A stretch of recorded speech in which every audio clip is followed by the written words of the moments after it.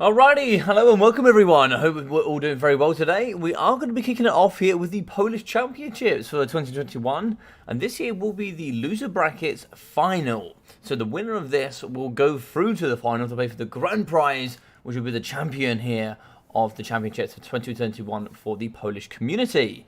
So, we are going to be having Son of the Mountains Grombrindal, or Chad Thorgrim here, up against Mr. RTK Soarve. So it should be very, very good. It's going to be a best of 5 here. And it's like it's going to be Beastmen, Vampire Counts, and Vampire Pirates. And it's like here the counter is going to be, of course, the Dowie. So let's kick it off. Hey everybody, how are we doing? How are we doing? Hey Mr. For Poland. How is everybody? Mr. CJ DJ. Welcome, welcome. We've got the man, the myth, the legend as well. We are going to be having the Mihawk. I believe that's you, Mihawk, isn't it? That's you, Mihawk, I believe. Warhammer Yo-Yo FP. Yeah, that's you, Mihawk, is that correct? Alrighty, so we are going to be here on the battlefield of the Pillar of Bone. The Bone Zone, very well known for taking many, many a foe.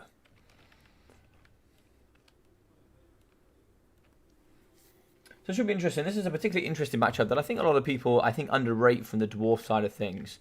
Slayers in this matchup do extremely well. And you definitely want some level of Giant Slayers. You want some level of regular Slayers, Dragonback Slayers as well mixed in there. Basically all the Slayers with Thoric Ironbrow, mixing in with a cannon or two for a bit of map control and to kind of prevent a bit of kite. The odd Gyrocopter isn't too bad either, but of course you've got to be careful of Manticores and Harpies. It's a little bit RNG when it comes to sort of that element of things. But yeah, here it should be pretty interesting. Hey, Dr. Jellyfish, welcome, welcome. I believe you're in the final, my friend, so congratulations. And also, I saw that you did beat, you did beat Alfredinho, so well done, my friend. So in the skies, we are going to have 4 units of Harpies, so no Manticores here. Very, very interesting. Coming in with the triple Minotaurs. Now, Slayers will butcher the life of Minotaurs, so that will be interesting. Goreheads with shields in the front line. Lots of Goreheads indeed. Mixing in with Ungor Spearmen. Also here with the Brave Shaman of Death. And also Torox, the Brass Bull. Torox here with the Brass Body and Slaughter's Cool. And here we are going to have Spirit Leech and the Purple Sun of Zexrus. Very interesting indeed. And here for the Dowie, we are going to be having Dwarf Warrior front line. Longbeards as well. More Longbeards, more Thunderers. Mixing in here with some Dwarf Warriors. The Urkram Miners. Thoric Ironbrow coming in with Slayers. Looks like 2 units and a unit of Dwarf Warriors. Very different build here for sure. So Thoric Ironbrow here with the Rune of Slowness. The Rune of Speed. The Rune of Wrath and Ruin. The Rune of Doom. The Thoric's Rune Armor, the Master of the Ancient Law, with the Rune of Hearth and Home, Forge Fire, and of course Locust Power. Now, for me, and of course here, a good friend of mine, which is going to be Chad Thorgrim, or Grombrindal, we'll call him Grombrindal, but for me and Grombrindal, we're really, really good friends, and, you know, we have disagreements here on Chad Thoric, on what he should and shouldn't bring. I always think he brings a little bit too much on him. He always goes, it's necessary. And I go, yeah, fair enough. I can see in certain instances why it would be. And sometimes it's better to have it and need it than need it and not have it. So, in this instance, perhaps it might be worth it. Parkerilla, hello, my friend. How are we? How are we? So nice to see you. Tam, welcome, Tam. How are we? Hope you're ready for the next season of the Shorebird League. But Parker Run, it's been a while, my friend. How are you? Hope you're keeping well. Hope you're resting up.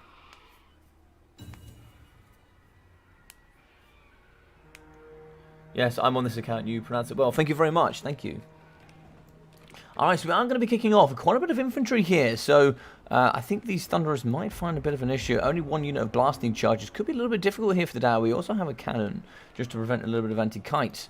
I think this is going to be difficult for the Dowie. This is a true surround. And as long as we keep those meaty Minotaurs nice and healthy, it's going to be pretty difficult here. I believe these are going to be the Minotaurs with shields, is that correct? No, these are going to just be regular Minotaurs, no shields involved. Very interesting. Gunfire at the front here, spreading into the Goreherd shields. We can see in the back here, we're just going to be immediately throwing the Harpies in, up against the Thunderers. Snares do go in to try and see if we can deal with those Harpies. I think it's a little bit early for me. A little bit early, but we are going to be taking down that cannon. We do have Snares on top. They'll butcher them very quickly here. That's going to be one unit down. A second unit will fall quickly, but a third unit is moving here onto the Thunderers. We can certainly move in here. The clang of the Rune of Doom going down there. Plus 24 melee attack and fear. Faction wide here for the Dowie. Look at those auras going off here. The rune really going strong here for the Dowie. But unfortunately here, we are going to be popping in the pocket, and that could be a little bit of a problem here for the Dowie. We are going to move forward here with the Dwarf Forest to collect up and prevent that, but they're not going to hold too long here up against the Minotaurs. Flying in the sky is going to be the Harpies. They are going to be broken. That's going to be 3 units down. One actually shattered. That's all 4 units down. Very well dealt with there from the Dowie. Now, we certainly want to be getting some units in. We want to make sure that we don't go too far here with our Longbeard Great Weapons. In the middle, we are going to be having Torox here, Brass Body, fighting up against Thoric, who also has Spirit Leech, but with the Overcast Master Rune of Speed. There's going to be an extra duration of time once he fights up against Torox. We do have Minotaurs in and ready to go. Blasting charges should be ready to go forward, and they are going to be moving here up against the Ungor Spearmen, so they are going to be getting leaved for sure. We're also going to move in with the Minotaurs. Minotaurs would do great damage here, 110 weapon strength, I believe. Yes, up against Thoric Ironbrow. That's no joke indeed. Harpies are going to return to the battlefield. Thunderers are going to be in the pocket. 46 models left. They're going to be a little bit under pressure here, though, coming in from some Goreherds. We see more Goreherds coming in from behind as well as we come back with the Longbeards. Only 26 speed means the speed will be relatively hard to get back here. In the middle, Torox the Brass Ball fighting hard here up against Thoric Ironbrow. 2.6k health for him. And we can see here as well for Torox, he's going to be at 4,000. Where are those Slayers when you need them? This is exactly why a 1 unit of Giant Slayers is always not a bad pick here into Beastmen. Especially when you come with the best of the Gauls, or you come here with Torox, you certainly have something to take them down. Now over here in the front, we can see the Minotaurs getting butchered here a little bit actually. Longbeards, they don't have the best melee attack. 39 is like decent, but against 48 melee defense can be, you know, relatively tough to break them down with that, all that armor. Now we can see Torox, oh, he's going to cycle through nicely there. Nice battle roll there up against the Slayers. Slayers, how many models here? 26 models, 1.3k. They should certainly be chasing after Torox. We are going to get away here with Thorgrim. Now, Thorgrim is far much more valuable here than Torox. Torox does have his own value in his leadership, but of course here it is going to be worth it to keep him alive, to make sure he fights here and gives all those bonuses. He's going to get left alone here. It's going to be another Spirit Leech. That should be damaged there. Where is the Brave Shaman? I can't actually see him. Brave Shaman, oh, very nice here in the back. That's going to be a Rune of Wrath and Ruin here in the back. That's going to delete a lot of the Goreherds. That's going to be a break on leadership as well. Really nice stuff. Balance of Power does say it's in the Beastmen favor. But how far, really? Rune of Doom goes down here with the plus fear as well. That's really helpful, especially when you're fighting up against Torox and a lot of these Minotaurs that do imbue fear. Now, they are going to be having... Oh, they do actually have immune to psychology, which is interesting. Okay, looks like here Torox is going to go down. Dwarf Warriors, Dragonback Slayers, and some more Dwarf Warriors here fighting up against the man, the myth, the legend. And of course here, without the Brass Body, it's going to be very difficult for him to take on the tanky Thoric Ironbrow. Now, the man here, Torox is actually going to have more mass than Thorgrim Ironbrow. You can see he's actually getting pushed here a little bit. Oh my god, that's going to be Arminos immediately. That was a big route, Arminos. Wow. Okay, GG's well played there to Chad Thorgrim. Sorry, Balance of Power was actually in his favour. That's my mistake. But that was really, really good. This was a... I'm not going to lie. I looked at this build and I thought maybe this build was set to doom. But actually, it looked really, really strong. The one thing I struggled with here is there was no terror from the side of the Beastmen. Terror even against the Dwarfs is very important. Negative 21 leadership is huge. So taking that every now and then can be very, very handy. But of course here, we do have 4 units of Immune Psychology Longbeards, Immune Psychology Triple Slayers, and yeah, of course, Thoric Ironbrow gives that Immune Psychology with his the Rune of Hearth and Home. So you can certainly help there a little bit. But we can see there, 1,300, 620, 380, 300 there for the Dwarfs, with 540 and 511, 700 and 800 there for the Longbeard Great Weapons, with 1,200, 1,000 and 1,200. So Slayers in this matchup are just insanely good. Great stats, they butcher all levels of infantry, and they just honestly go ham here up against the Minotaurs. Minotaurs 1.2, 950, and 950, yeah, very strong. Thunderers 380, 450 as well. There'll be good counters here up against the Bestigors. Cannons in at 310, and it's like 712 there for the Ukram Miners. So yeah, very strong. Very, very strong. So we saw there, Harpies 270, 220, 140, 330. It might have been worth trying to see if we can engage this. The problem is we're going to get shot so much by the Thunderers. We lost 4 Harpies very early doors there. 480, 440, 130, and 180 here coming in from the Gore Herds, with 71, 120, 240, and 170 here from the Ungor Spearmen. Now we've got 900 there for the Brave Shaman with a couple of Spirit Leeches doing some relatively nice damage against Thorek. He does have 25% magic resistance and 1,500 from Taurox. Now I think why a lot of people don't go Taurox in this matchup is because hand to hand he's like going to struggle here against Thorek Ironbrow. Great physical resistance, great tank as well. It is tough. It is tough in this matchup.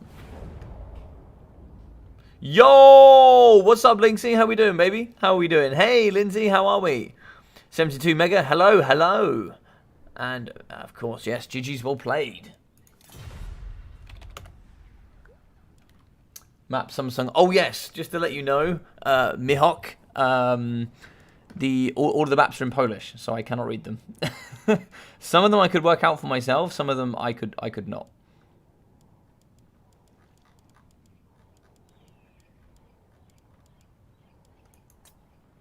All right, we're in. We're in.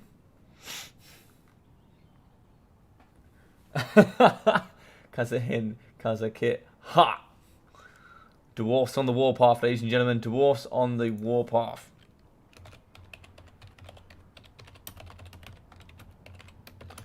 But yeah, if there's one, the thing about the Chad Thorgrim is you can even see, which is really nice here, which is what I love about this game, is you can have 2 players that play Dwarfs a lot. And I can go, I'm not sure if this build's going to win. And then he pulls it off. And I'm like, that's amazing. That's amazing to see that he won there. Yeah, I think that's the nice thing about these games. You can have 2 different stances on the same faction builds within the same matchup. And still 2 people pull it off very, very differently. No problem, Mihawk, no problem. How are we doing, Miss Lindsay? Hope you're doing well today. How's everyone else as well? Hope everyone else is having a fantastic evening. Nameless Order, welcome. We're an army from Beastmen. Yes, well, Soarve is a great player, actually. Soarve is a great player. He brings all of his own builds. He makes them all himself, and he's always been a bit of a champion in that right. It is an unusual Beastman build, but, you know, he's clearly made it work before, which is what's brought him to this point. So, but in this particular one, it didn't work. So we go back to the drawing board and we do something different. You know, for me, I've also thought the dwarf build was a bit weird, but at the same time, you know, the dwarf build worked.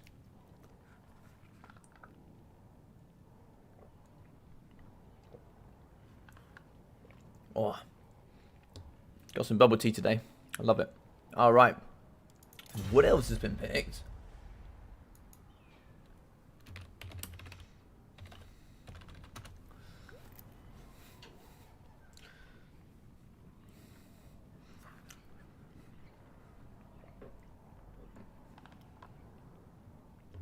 So Chad Thorgrim going with the Elgi. Very interesting.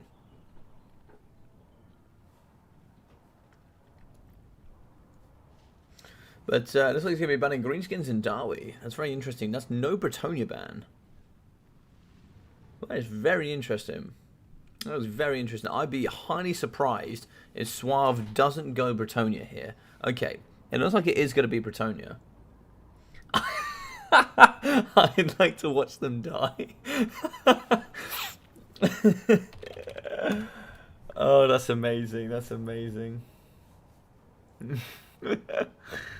I'm doing good. Got a crazy Gale campaign going and doing some Age of Empires games now. Nice, man. I've just got into Age of Empires myself, actually, which is really cool.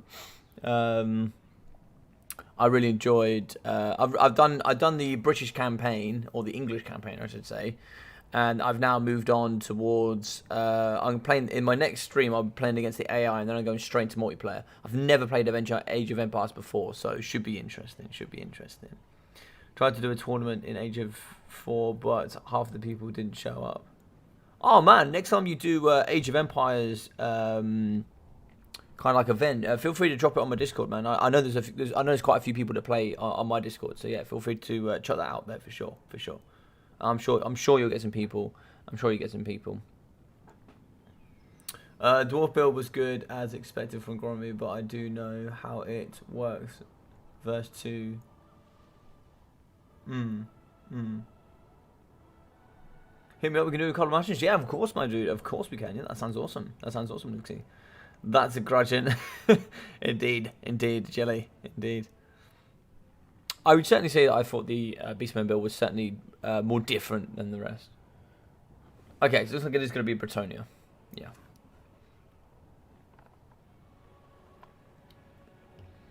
Co-encounter to the to the Elgi.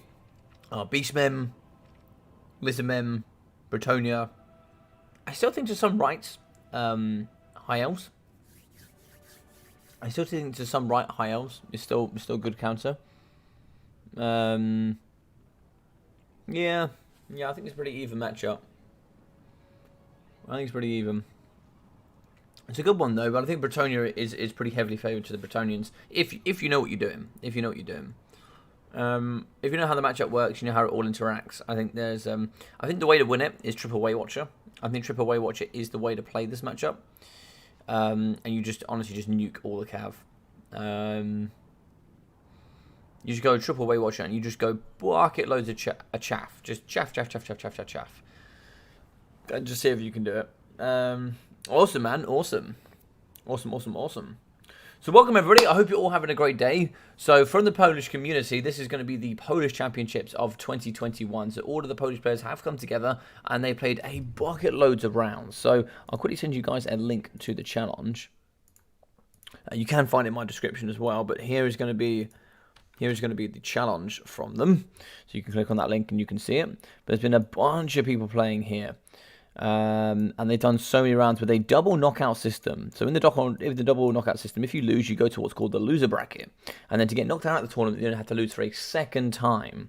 So it's like it started with best of threes. It's been best of threes throughout up until now, which we're in the loser bracket final, which is basically the finals of the loser bracket, which the winner. So in the final winners bracket, so there's the grand final, the final losers bracket, and the finals winner bracket. So in the finals winner bracket, Dr. Jellyfish won 3-2 against Soarve. So Soarve went to the losers bracket to join the final of the losers bracket with Grombrindal. So the winner of the final losers bracket, because they've both had a loss, will play up against Dr. Jellyfish in the final. Now it's going to be a best of 5 there, which means Dr. Jellyfish, if he wins the best of 5, will win. However, if whoever wins here between Soarve and Grombrindal, let's call them player B, if player B wins, they'll have to win twice. They'll have to win 2 best of 5s, because technically Dr. Jellyfish will have to have lost the best of 5 to get a loss on the record. So there's a bit of a strange method for Warhammer here. Not many people use it too often. I tried using it for my Battlemania in the early days, but I think quite a few people found it confusing. Poland certainly, they certainly do have some very good players in the Polish Championship. There's some very, very remarkable players here for sure.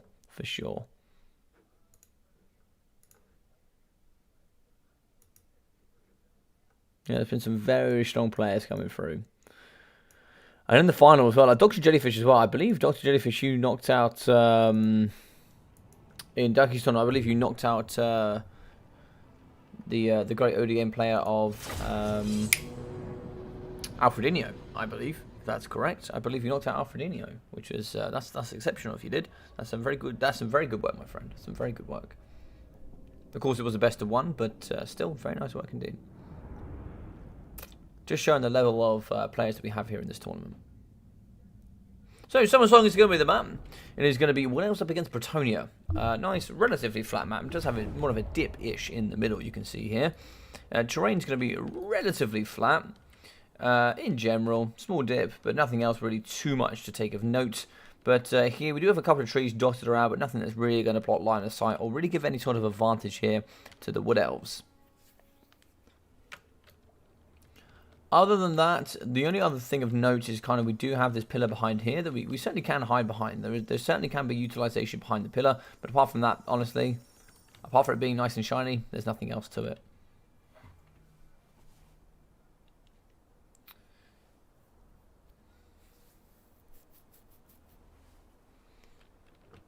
I'm trying to think where Summer Song is on the campaign map. It's definitely a high elf map for sure.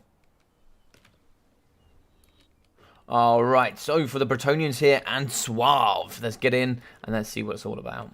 We are going to be having Knights of the Lion-Hearted here, so the ROR Knights of the Realm for the magic damage, as well as that fear with Encourage.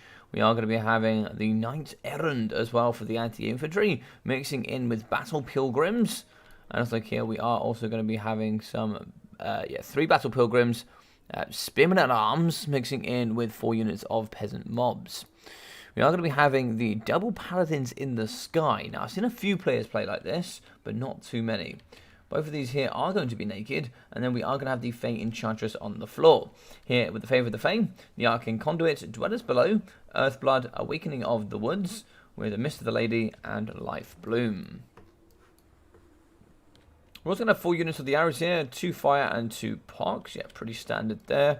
I think here this build is kind of assuming that the Wood Elves are not going to try and hit here on the cavalry game. So looks like we have the Defenders of Fleur-de-Lis, which are the ROR Knights Errant. And yeah, all Grail Knights as well for the perfect figure, ITP and physical resistance. Very interesting. In the front, 2 units of Way Watchers, kind of what I expect here. Mixing in with the Eternal Guards with the Silver Chevron, would you believe it? Probably getting that extra melee defense. The Winterheart Guards. I really like the Winterheart Guards. Unbreakable. Relatively decent stats as well. Dryads in the front here. Mixing in with more Eternal Guard. Dryads. Drycha. And then some Glade Guard for a bit of kind of, a bit of mass, as it were. So we're going to come down to the double Way Watchers then. So for Drycha here, we are going to have the Penumbral Pendulum and Mystify Miasma to perhaps pop on the on those beautiful cavalry. The Fang of Talroth coming in for the map-wide miss cast there for 15 seconds, so we can't cast for 15 seconds or any abilities otherwise when the magic has been popped here. And we are going to have Blessings of the Ancient. I don't think we're going to get any utilization here on this map from that. The Fanatical Resolve and the Rouse to Wrath. Pretty standard stuff. Yeah, it should be interesting in this game. There's only 4 units of cavalry and we obviously have double Way Watchers. We could certainly do some good work here. It's going to be pretty tough, this one, I think. It's going to be pretty tough.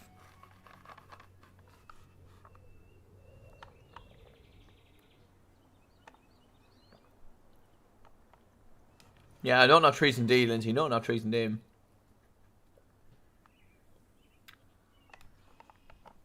And for those who are wondering what I'm drinking today, we have a strawberry milk. What are these called? This is a bubble tea. Got bubble tea today. It's actually quite nice. I actually quite like bubble tea. Alright, that's all ready to go. We are going to be kicking off nice and wide here with the Knights Errant over there on the right-hand flank. And over on the left here, we are going to have the Defenders of Fleur-de-Lis. Silver Shield, AC Armor, Frenzy, Immune to Psychology because of Frenzy. 59 charge bonus as well, so, pretty decent stats here. 54 there for the Knights Errants. And I think it's a little bit more there for the Grail Knights in at 78. Lion-Hearted in at 68. Way Watchers moving forward. What are we going to aim for here is the question. Shots going forward. We are going to hit home here on top of the Pox Arrows, and that's really nice. Here the Pox Arrows is going to be good, and of course they are going to offer all those debuffs here. Fire Arrows will be strong up against Dryads as well, so 2 Fire Arrows do decently well. So it's like the initial target here is going to be shooting on top of the Peasant Bowman Pox Arrows. They're going to go down to negative 28, leadership down to negative 8, so we will see a break, but they will return. Flat leadership will be 37, it's really not very high at all. Oh, that's a lovely volley, down to 4 leadership there, just due to how much damage has been done, and negative 5 there to being shot here by the Way Watchers. Take a volley in, and yeah, that's going to hurt. That's going to hurt a lot. That's going to be those broken for a short while. Well, that's negative 48 leadership, they might not come back. That might be them done. That's crazy. Okay, so another shot down the line here. Ooh, I've never seen on the high ground before. They're on the high ground, so they get plus 10 leadership. Very interesting. Never seen that stat line before. Right, over here on the right, we are going to see the Knights Errant, trying to see if they can maybe... They kind of need to get in and, you know, kind of force open this pocket so we can get in behind the Way Watchers, is the idea. So we do need to pull out the cavalry. Way Watchers in the front are still going to be shooting. That should be... All big shots here going up against the Fey Enchantress. Mystify Miasma as well for the slow. Bringing it down to... Oh, it's just like a negative 25% is going to be quite huge. Big shots over the top. We are now going to be missing for a short while. It's like Awakening of the Woods in the front here going down.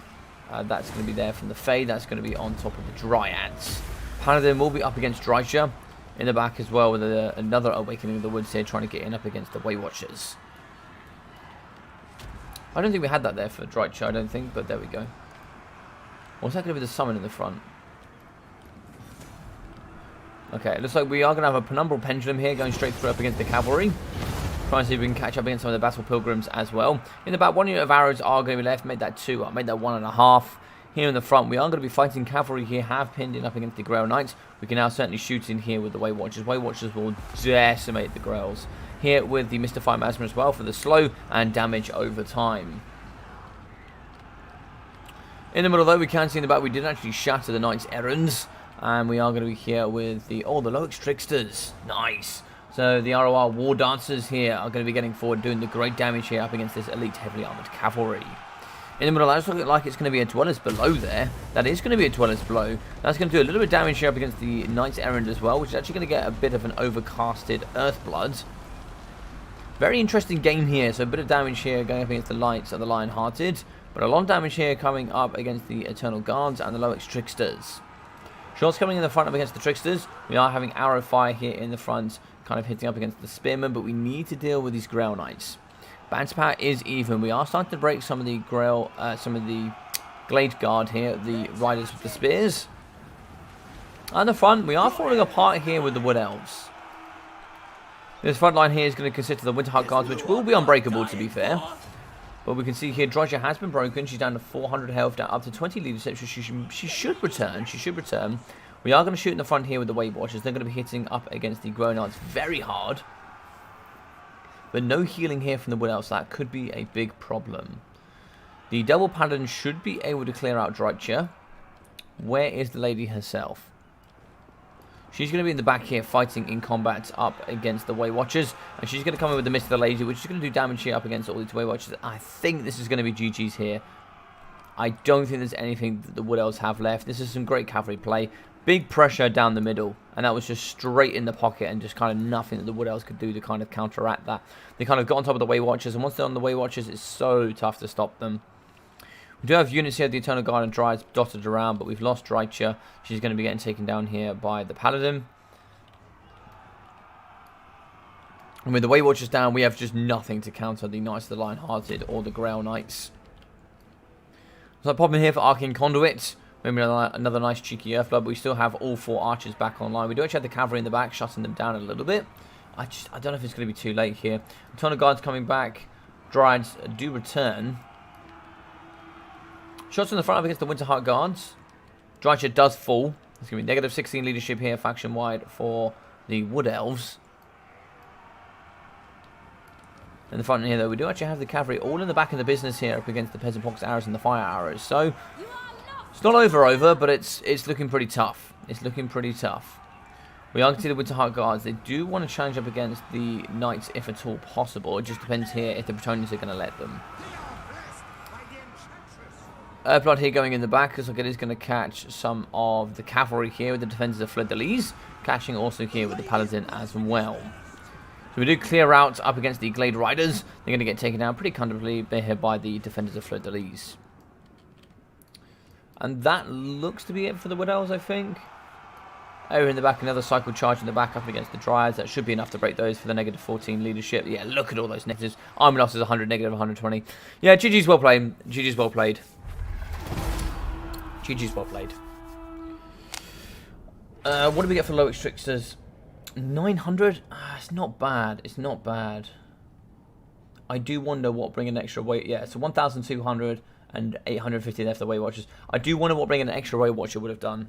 I do wonder if bringing an extra Weight Watcher might have done better.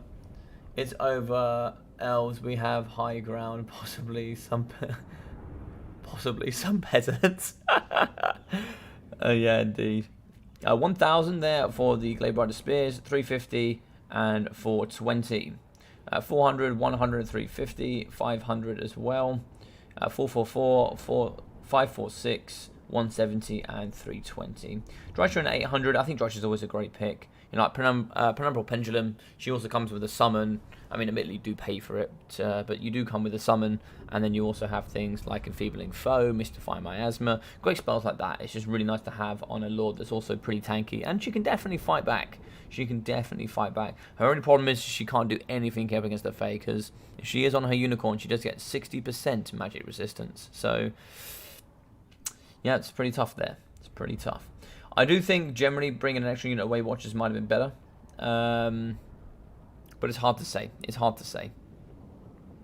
So 1,300, 1,250 there for the Grail Knights.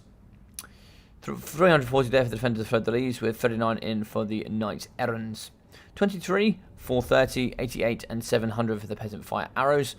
Yeah, they did okay. Considering how much they got shot in the beginning, they actually did pretty well. 420, 850, and 490 here for the Battle Pilgrims. The ROR Battle Pilgrims are actually really nice as well. They do fire and magic damage. So they not only negate the physical resistance of the Dryads, they actually also do fire damage. It actually goes from, instead of a 20% resistance, goes to a 25% weakness on their attack. So it can actually be a really nice pick in this matchup. Got the double spears as well with the Spearmen at Arms. And we've got 120, 74, 360 for the peasant mobs. What were they fighting? They must have been fighting Weight Watchers. They must have been.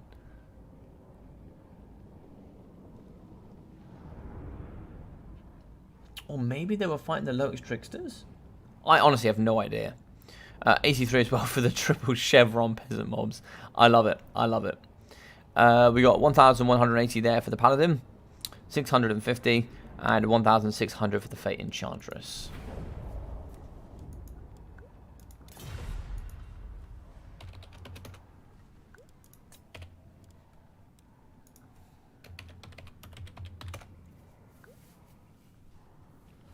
Yo, Rusty, welcome my friend. How are we? How are we?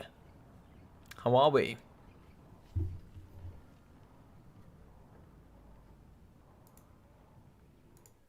So we're going to be here 1-1 here with both of these gentlemen today. RTK Soarve is going to swipe back here with another good win.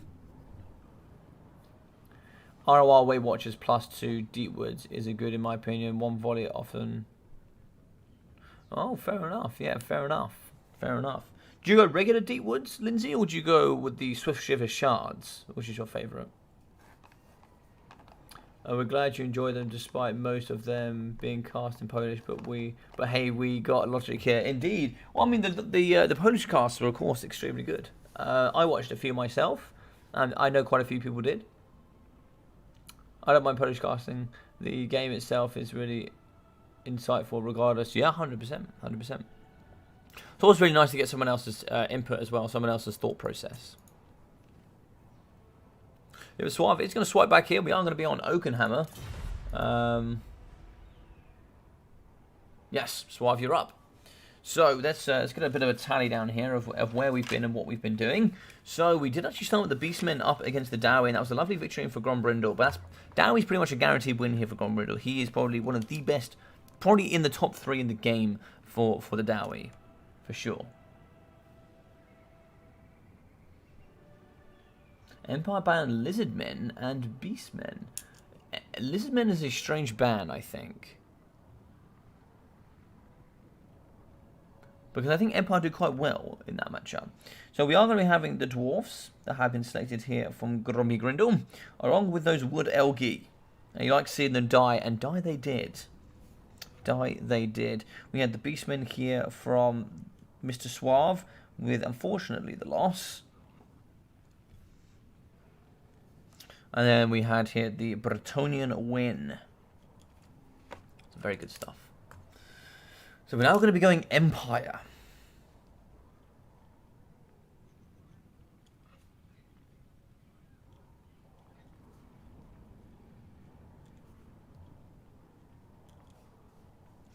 All comes down to Mr. Chad Thorgan. Now, what can we bring here? Vampire Counts would be very strong. Vampire Counts always does really, really well in this matchup. Do apologise. Gonna have some bubble tea, of course.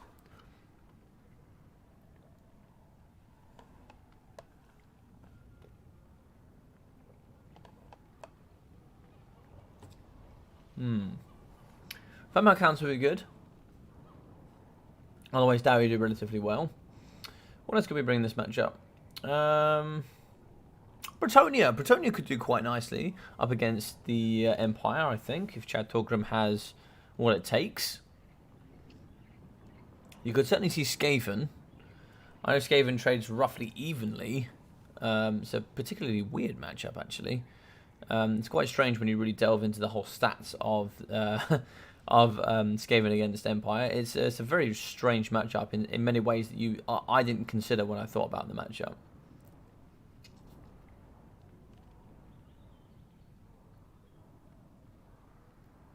Chad Torgrim is going to have to think, though. He's going to have to think. However, ignore any advice I give. I play weird builds. I wouldn't worry about it. All advice is good advice.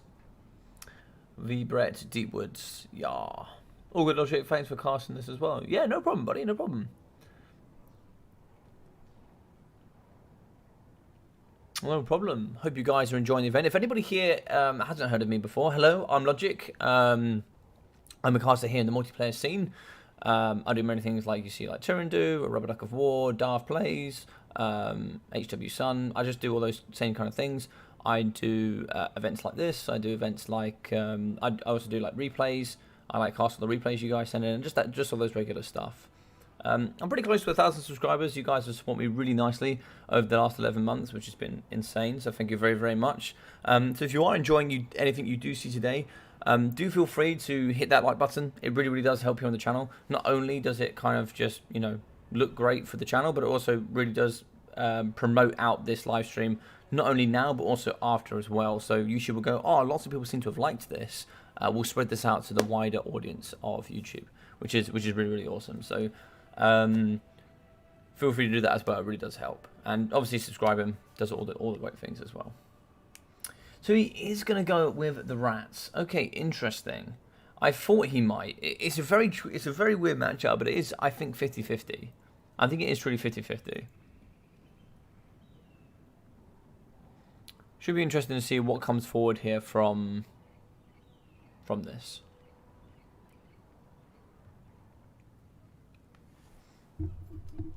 Whilst we have this going.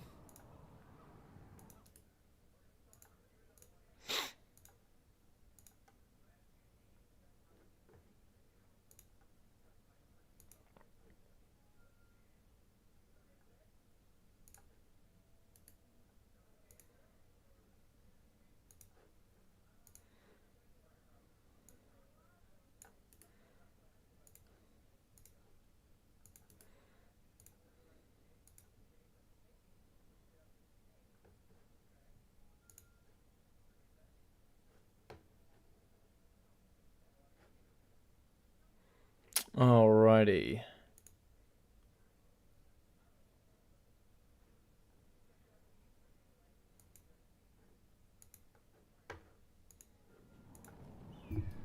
Alright, ready, good luck, have fun. Alright. Yo! First Elves, now Skaven. Someone's... someone go check on him. I know, it's terrible. I know. Chad Thorgrim is just betraying the Dowie left, right, and centre. I expected all 4 of the sub-factions here. Terrible stuff. How you doing, Storm? Hope you're doing well, buddy. Next match he's going to pick... If he picks High Elves, oh, he's getting it from me. He is getting it from me. No doubt. No doubt. Alright, so Skaven will be next on the list. Wow, Skaven.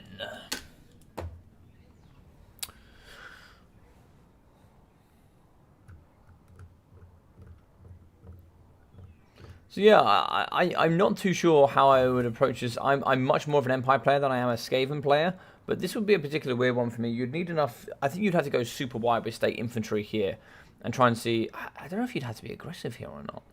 I think the Hammer of the Witches would do quite well, I would have thought. I think Hammer of the Witches would do very well here. Yeah, I think Hammer of the Witches would ensure that the Skaven have to come to you, potentially. Or Warlock Giselles might change that matchup, to be fair.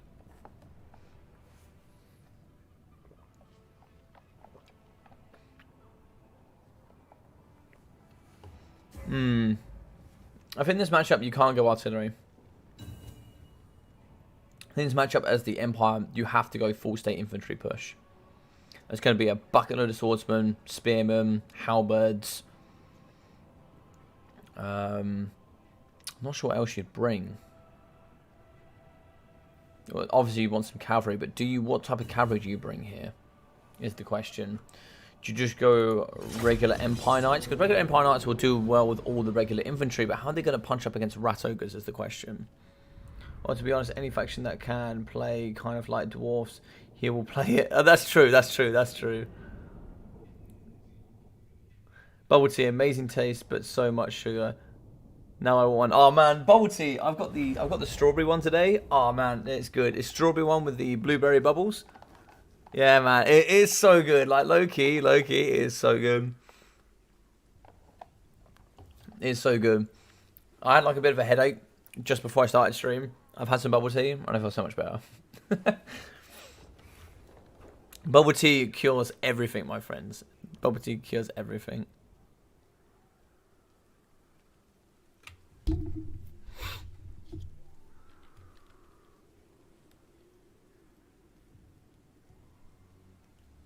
Yeah, Mihawk, you do actually have really good English. Like, Rusty said it correctly. You do have some very good English for sure. Yeah, for sure. Double Pistoliers, made that triple Pistoliers. Means you're Knights of the Blazing Sun, Empire Knights, Knights of the Blazing Sun, and Empire Knights. Spearmen as well, dotted in the middle. So it's just 5 regular Spearmen. What else have we got here in the back? We are gonna have the Sunmaker. Interesting. Trying to get all that ammunition out very, very quickly. Look at the golden men of Sigmar right there, coming in proud as anything. We're also, of course, going to be having a Volkmar the Grim, and we are going to be having the Bright Wizard in the Sky. That's bold. That's bold. Burning Head, Fireball, and Kindle Flame. Wartstone Scroll would absolutely wreck his life with a couple of Warlock Giselles. Gracie Plague, yeah, pretty standard here in this matchup. I can't see anything else coming. Arcane Conduit, Wartstone Scroll, which has been brought, Vermintide, Pestilence Breath, the Dread 13th Spell, Unholy Clamour, Scorch, Plague Rash, and the Wall of Unholy Sound. Yeah, nothing different there. Skaven Slaves dotted in the front line, a bucket lot of Clan Rats, the Natty Bobo Sharpshooters. Pretty standard stuff here in the middle. Triple Rat Ogres coming in with the Poison Wind Mortars, more Warlock Giselles, and 2 double Poison Wind Globes. We are going to have the Clan Vulcan Tail Slashers to counter the fire damage with the Burning Heads in the front. 70% fire resistance is very strong indeed. And yeah, it should be very interesting. Should be very interesting. No ROR Storm Vermin Halberds though. No Council Guard. I think Council Guards still do quite well, though they butcher Volkmar quite nicely.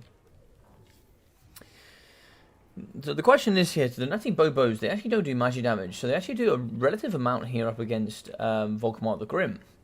Volkmar does have 15% missile resistance, but most of his stuff goes into magic. And being they don't do magic damage, which I feel like, I don't know why, but I always feel like they used to do magic damage, but maybe they never did. Maybe it was just I thought they did. But yeah, they could butcher the face off of Volkmar in a matter of seconds. They have a great AP as well. Can't remember the exact stat line for AP. Yeah, 30 AP per model. Yeah, 30 times 24. You know, you guys can do the maths, but yeah, it's going to be somewhere in the region of about 720 AP per fire. Actually, that's exactly 720 AP per fire. That's very good. That's very good. You get both fire in there at 720 flat. It's actually probably going to be more here on the Natty Bobos, I would have thought. Natty Bobos coming in at, oh, it's still 30. It's 720 each. That's going to be 1440 damage per volley if all of them hit up against Volkmar the Grim, and he's a big hitbox. And that's just AP. That's not including base weapon as well. Obviously, that will get reduced by armor, but of course, it's going to be somewhere in the round of 1600, 1700 value if you hit all of your models, which is exceptional value. It's exceptional value. 3 or 4 volleys. You can see Volkmar being dead in a matter of seconds here. Hey, he didn't bring the Eshin. Also lost. I know, Captain Morgan. I know it. We actually call it the signature Captain Morgan push. Oh, by the way, Captain Morgan, I did all the updates, man. Congratulations on getting promoted in the Shortbread League, my friend. Congratulations. So big shots here in the front going up against Volkmar of the Grim. He's going to be getting shot relatively hard here. The Waterstone Scroll should come downtown here for the Bright Wizard. And then we are... that's going to be it there, isn't it? No? Oh, he's going to be casting a Fireball. Fireball downtown going here on the Grey Plague. Yeah, he's a big boy target in the sky as well. Down to 2.3k health. Volkmar's taking no damage. That's very interesting. The Natty Bobos... Oh, there's a couple hitting. Oh, of course, also, you do have to consider regen. I do forget about his regen. God damn, Volkmar is so powerful. Alright, so moving into the back here, okay, the Warlock Giselles are just going to get poked on here, I think. They're getting wrecked here by the Sunmaker as well. Sunmaker's doing some lovely work. Poison Wind Globe is going to be firing over the right-hand side here, trying to shout at some Empire Knights. Moving in with the Knights of the Blazing Sun here at the front. We do have Rat Ogres getting a bit of a downhill charge here as well, which is quite nice. They're going to be thumping... Oh, something against Empire Knights. They're going to be thumping up against Empire Knights. They're going to get drawn out. Pistolers should be able to shoot in, though. Pistolers can do some nice work here up against the lightly armoured Rat Ogres. In the back, we are going to move in with Pistolers. If we can get those in the back, we can certainly get in and start doing some work here into the backside of the Clan Rat Spears.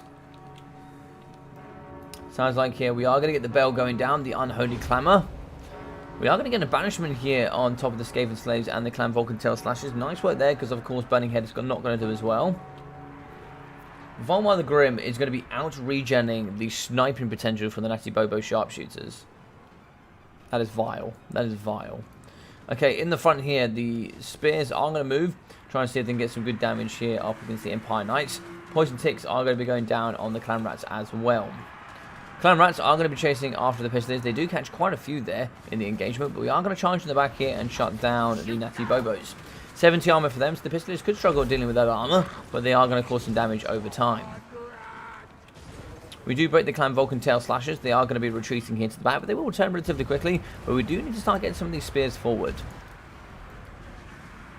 Volkmar is going to be in the Grand Shield of Faith, the Grand Hammer of Sigmar here in the middle. We do actually have the Grand Soulfire as well, which can be used to deal damage up against a lot of these infantry units here in the middle. Poison Wind Globes are firing at the front. They have been kind of forgotten about there. A couple of spears at the back are going to be dealing here with the Grey Seal Plague. They'll do some good damage over time. What's over here on the left? We see a unit here of the Knights of the Blazing Sun. Mixing with some spearmen shattering up against some of the Poison Wind Globadiers.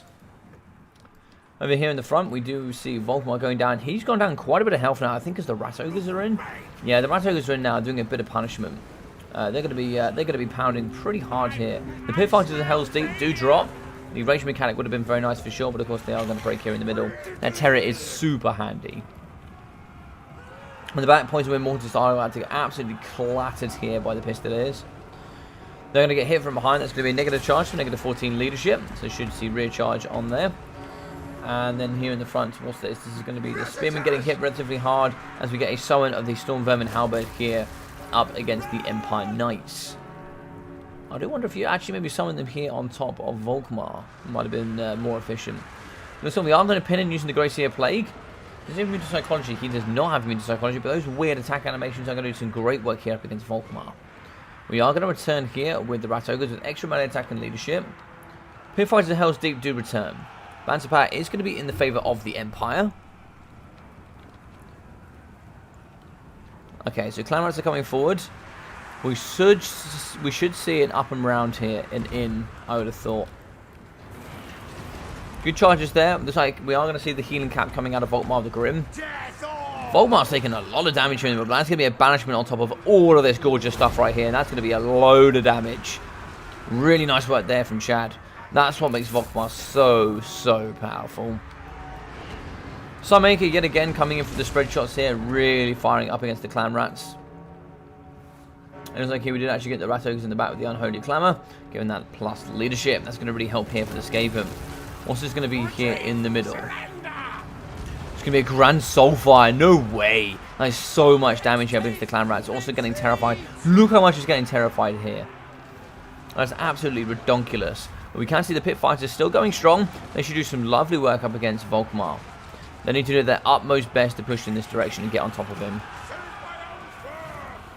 We are going to be pushing here on top of the Grey Seer. 50 charge bonus for Volkmar is actually pretty decent. It's only 15 for the Grey Seer. We are going to have the Pestilence. But the Passion's Breath, unfortunately, is not going to catch too much of the Spearman here, unfortunately.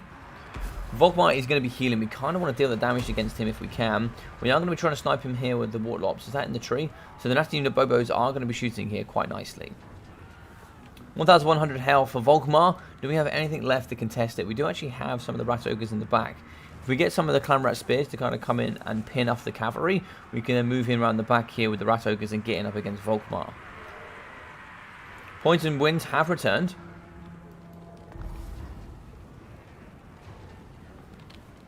Okay, so we now have pinned off the cavalry. The cavalry is going to be wavering. Can we get the Rat Ogres in? We need to deal with Volkmar.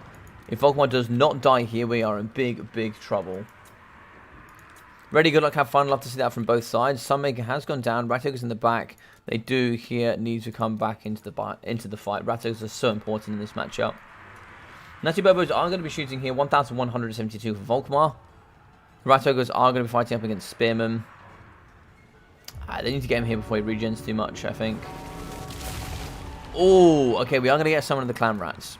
So Clan Rats are here. They should be able to fight relatively well. We are now going to pin them in. Spears are in. We are going to shoot with the Nasty Bobos as well. Okay, so Volkmar down to 830. But that is going to be army losses.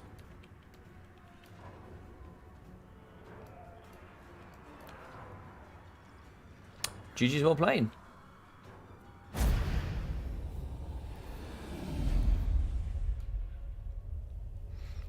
Yeah, so it looks like here we got 3,100 damage value for Volkmar the Grim. That's some excellent stuff. We got 58 there for the Bright Wizard. We got 130 there for Soarve. We got 240, 450, 450, and 230 for the Spearman. Here for the Double Empire Knights, we've got 230 and 170, with the Knights of the Raging Sun coming in at 490 and 840. I think this was a really good build. It did struggle though, I think. I don't know what else it needed to really break down this Skaven build. I don't know what else it needed to break down. 290, 440, and 480 for the Pistoliers. With one, I really liked the Sunmaker. I thought the Sunmaker was really cool. The fact that the Sunmaker could shut down the Natty Bobos was really nice. Sorry, the Warlock Giselles. You can see one of them there got 200 value. Rat Ogres at 980, 1,200, 1,600. Rat Ogres are so key in this matchup, I think. 1.8 there for the Natty Bobos. 620. Was there only 1 poison win? I thought there was 2. Okay, looks like there was just 1. So 825 and 400 there for the poison wins. With 57. We got 180, 330, 540, and 400 there for the Clan Rat Spears. Yeah, pretty good stuff overall. Let's just double check that's the right amount. What's 4, 5, 6, 7. Cool. Yeah, 1,700 for the Grey Seer Plague. Yeah, it was some tough stuff there. It was tough stuff. It was a bit touch and go there for the Grey Seer. I think the Grey Seer had gone down. Volkmar is balanced. I know, right? I know. I also realised I got the names around the wrong way. I for some reason I got it into my head that Chad Thorgrim was playing the Empire. But yeah, no. Yeah, it was good stuff with the Grey Seer. The summon was used a bit interestingly. Summon was used on the cavalry. I think using the summon on Volkmar might have been quite nice. But Volkmar, 3,100 damage value, 30,000 dealt. That's absurd. That's absurd. I thought it was bold bringing the Bright Wizard in this matchup on a flying steed. Don't quite get that myself. I think just on foot would have been fine. Just on foot would have been fine. Like, the Empire were always going to be the aggressors in this matchup.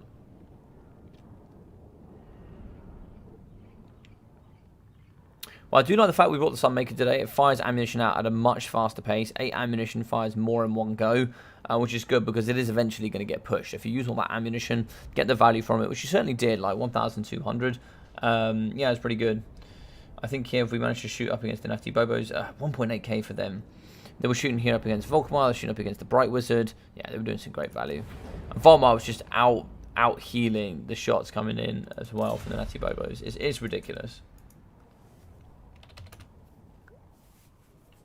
I believe Skaven vs Empire is 80% favoured for Skaven. Oh, you think? Oh, you think? Okay, that's interesting. A couple of boys that I've seen play it quite regularly from Empire main point of view, they say it's pretty 50-50. It's interesting.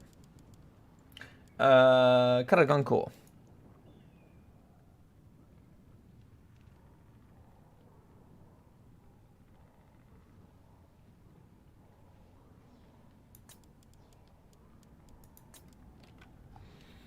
That's very interesting.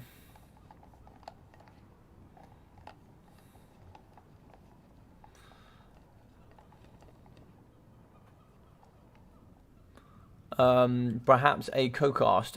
From who? Sorry, Rusty. Who would you like to co-cast? This is a best of 5. That's correct. Yeah, this is a best of 5. Best of 5. That's going to be 2-1 here for Mr. Grombrindal. I've got a couple of pings here.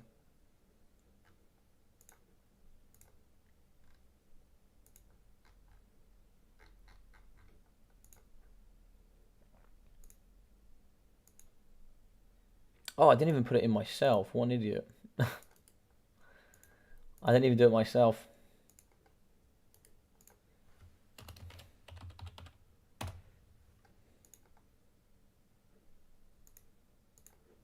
There we go. I maybe don't know how to play this matchup. Oh, nice. Yeah. I can definitely do that. I can definitely do that. An English caster with a Polish caster would be interesting for sure. Yeah, for sure. Co-casting is always a little bit more difficult. Wanted to help eventually do that as well.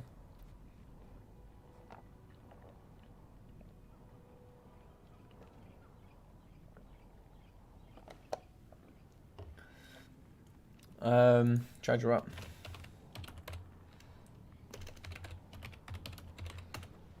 Could you do me a favor, Mihawk? Can you send me what happens in Game 5, please? Could you send me the rules for Game 5? I normally have my own rules, but not sure quite how you're running it.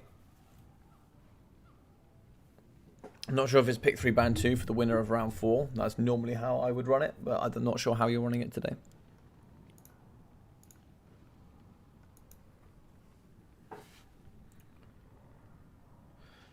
Of course, normally you have sound keys for each caster to take over commentating. Oh, right.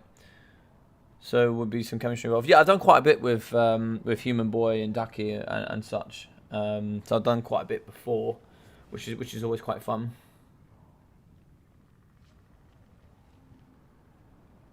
Yeah, maybe someday I'll be down for it. Pick a band. Yeah, is it pick 3, ban 2 in best of 5 with the winner of round 4 picking 3, banning 2? How'd you run it?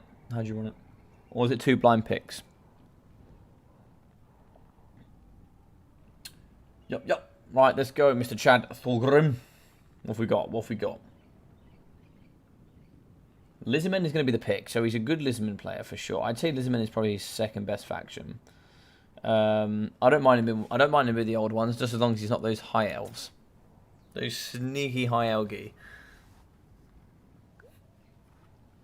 Ban Skaven and Dark Elves. Oh, he's leaving.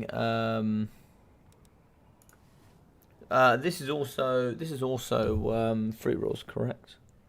Just so I am aware.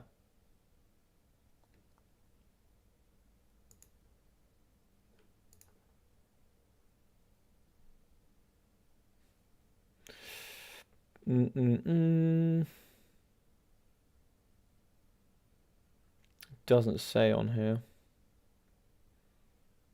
Doesn't say on your tournament page. You got it on Discord. On Discord. Thank you. Yeah, cool.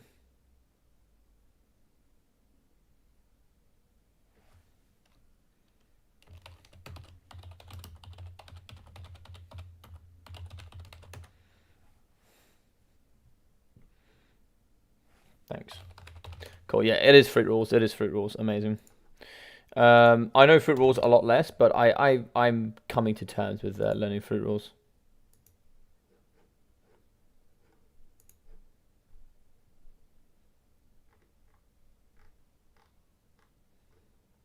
Hey, Linksy's joined. Welcome, my friend. Welcome.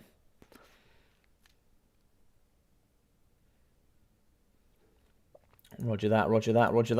All right, let's get it going. Lizardmen in Polish championships are the best faction at the moment now. Yeah, I think Lizardmen are far much more powerful in banner rules for obvious reasons. But I still think they're okay in... I don't think they're as powerful in... I don't think they're as powerful in free rolls.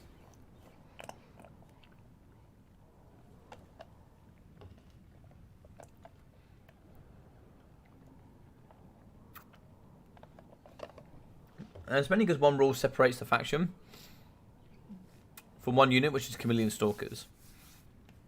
And the fact that the Chameleon Stalkers really offer that much of a change in the matchup just shows how pivotal they are now with the newest DLC. It shows how strong they really are. They are a good unit. They do what they're meant to do.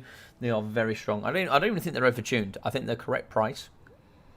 But they really help a lot of matchups up, for sure.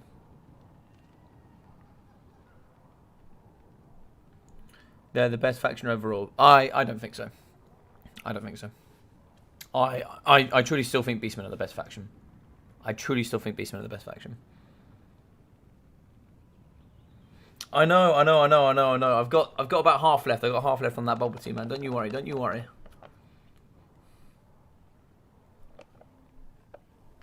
I think a lot of players in here, from what I've seen in the Polish Championships, a lot of them are like either Lizardmen is their main faction or their second faction. For a lot of these guys. Yeah, for sure. A lot of these play. Like, Soarve definitely plays Lizardmen. I know it's a strong faction from Grombrindal. Full Poland mains them. Yeah. A lot of people play in here. Play a lot of Lizardmen, which can also help sway the can also help sway that as well. Oh no! All right, we're gonna have a mirror match. Are we allowed mirror matches? Are we allowed? I don't know if we're allowed mirror matches. I know some tournaments don't allow it.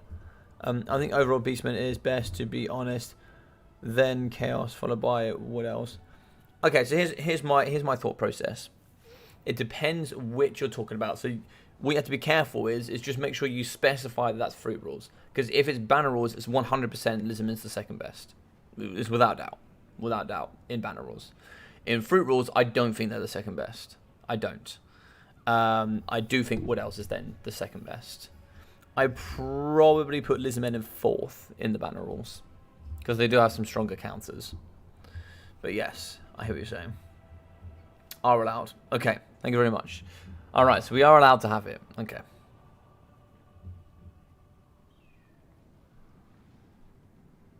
Shameful display. Shameful. That's just my opinion. Yeah, of course, man. Yeah, I think Chaos are actually very strong. I think Chaos are very strong. I think in banner rules, Chaos are probably the fourth strongest. Wood Elves are the third strongest. Lizardmen for sure the second strongest in banner rules. In fruit rules, I think Wood Elves probably second strongest. Yeah, probably Chaos are third. Lizardmen are fourth, I think. I think it's enough of a change. I think it's enough of a change in rules. It drops them from second to fourth, I think. No problem, Rossi. No problem. What I want to say is that just so people know, because a lot of my guys watch, a lot of my guys, because I know what you're talking about, right? I know what you're talking about, and I agree with you. I agree.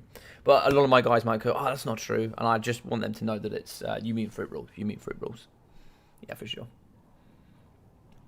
But yeah, would you agree with me and say they're fourth, maybe, Rusty, or do you think they're a bit lower? I actually quite like Dark Elves in because Dark Elves don't, because in banner rules, Dark Elves kind of suffer to Lizardmen, but it's not quite the same way in fruit rules. So do you think Dark Elves gets buffed up a little bit? So the boys that I'm talking about saying that like Dark Elves are sort of fifth or sixth strongest faction. And they certainly are strong.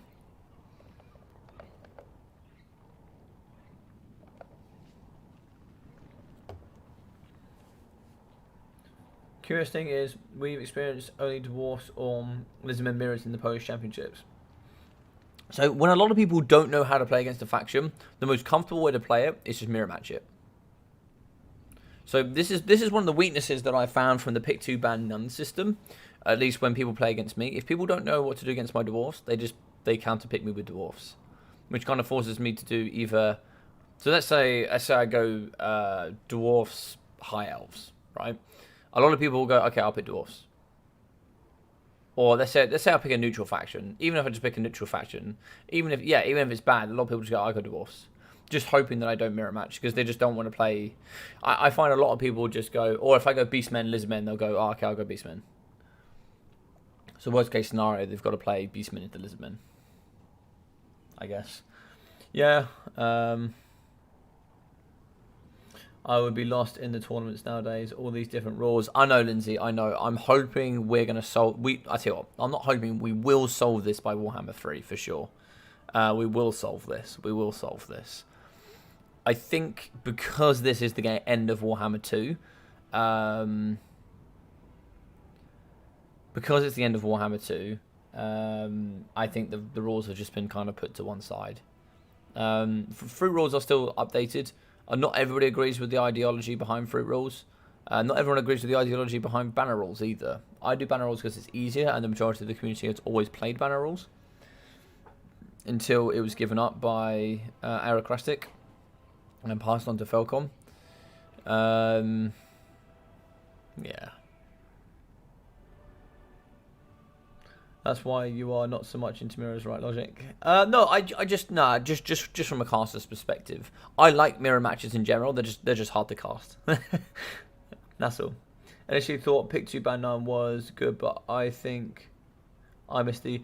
So a lot of people say pick 3 ban 1. So I actually like pick 3 ban 2. Pick 3 ban 2 is very good for me. Pick 3 ban 2 is the same as pick 2 ban none, but essentially it has more stats, but it actually limits a lot more because both sides have a bit of control, right? So if it's pick 3 ban 2, the way it works is I pick 3. So let's make it easy. Wood Elves, Dark Elves, High Elves. And then I ban Bretonnia and Greenskins. Now my opponent will have to pick a faction. Let's say they pick Dwarfs and they ban High Elves. I now have to pick between Dark Elves and Wood Elves to play against his Dwarfs, for example. And that way both sides gets at least 1 ban, and both sides, gets a good solid selection of who they want to pick. They don't just have to pick the one faction. Yeah. I just think it opens up to a little bit more, there's a little bit more wiggle room there to work with, for sure. Would ever have to gear the pick 3 ban 2 or even more once Mortal Empires comes back in Warhammer 3. Yeah, once we get everything in, fruit rules were chosen by Polish community. Yeah, fruit rules. I think fruit rules is slightly better right now because fruit rules are being updated. I will be honest. I think fruit rules are better. Should I move to fruit rules? Yes, but I know more about banner rules. Like banner rules is just instinctively off my head. I can look at a matchup and go, right, that looks fine to me. That should be how it is.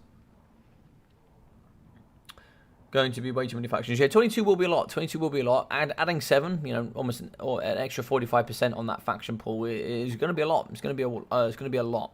There's been multiple suggestions. Like, for example, you bring a group of 10 factions. So let's say you bring 10 factions to a tournament. You can only use those and pick within those 10 factions. That must be stated.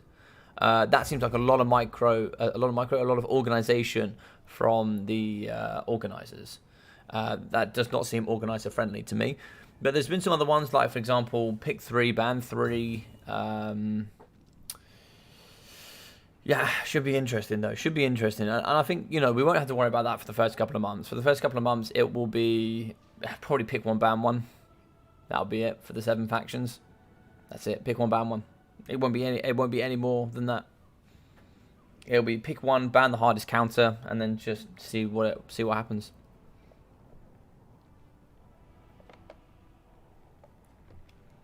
Hello, Mr. Dog, how are we? And Tabitha, welcome. How are we? I hope we're doing very well. How are we on this fine day?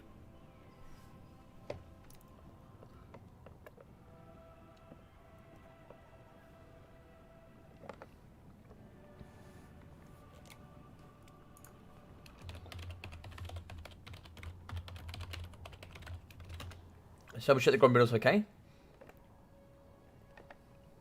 I took a sip of that bubble tea. Do you know what? Actually, Rusty, I think, because you're in the UK, right? You can get bubble tea delivered to you, man. If you didn't know that, you can get bubble tea delivered. I'm not saying you should do that. I'm just saying that is an option. So if you're thinking, ah, man, I'm playing right now, but I just want some bubble tea, get yourself a bubble tea or two. That'd be pretty solid. worth. I like it, Lindsay. I like it. I like it.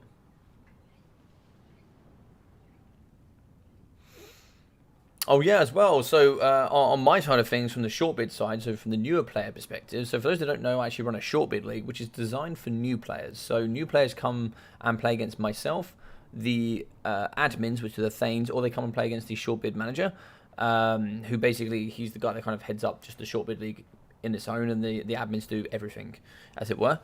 You come and play against one of us five, because there's 3 Thanes. And then we kind of set you in the league depending on your experience. If you're too experienced, you won't be able to play in the league. And then if you are of the level that is needed for the short bid, i.e. you are quite a new player and we can see that you're quite a new player, then we'll put you in one of our 5 leagues for the short bids. We've done 3 seasons now, and I'm putting the first, second, and third season of stats together.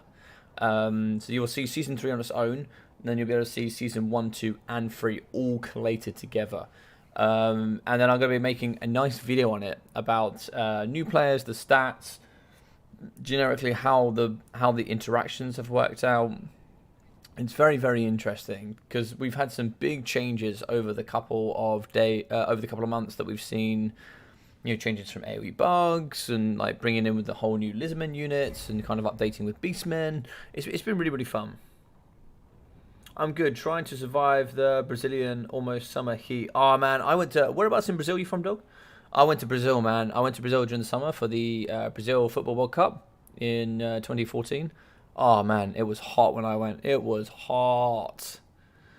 What about you guys? I'm good, man. I'm good. I've had a bit of a crappy day. I've just had like a massive headache all day. But yeah, I'm doing alright otherwise. I've had my bubble tea. I'm back on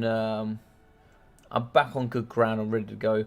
I haven't heard a word from Grombrindal yet. Mihawk, are you right to check up on Grombrindal?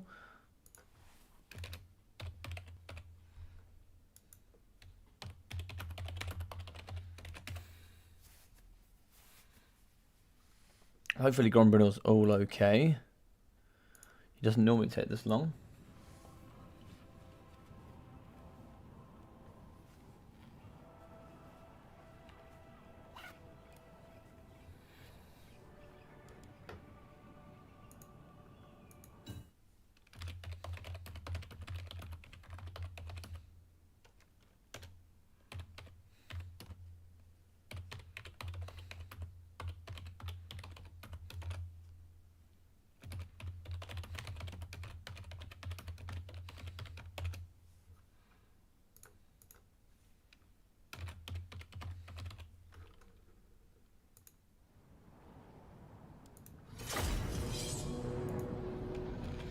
Alright, cool. We'll just see how he's getting on. Sure, Shay. Thank you very much, man. Thank you very much.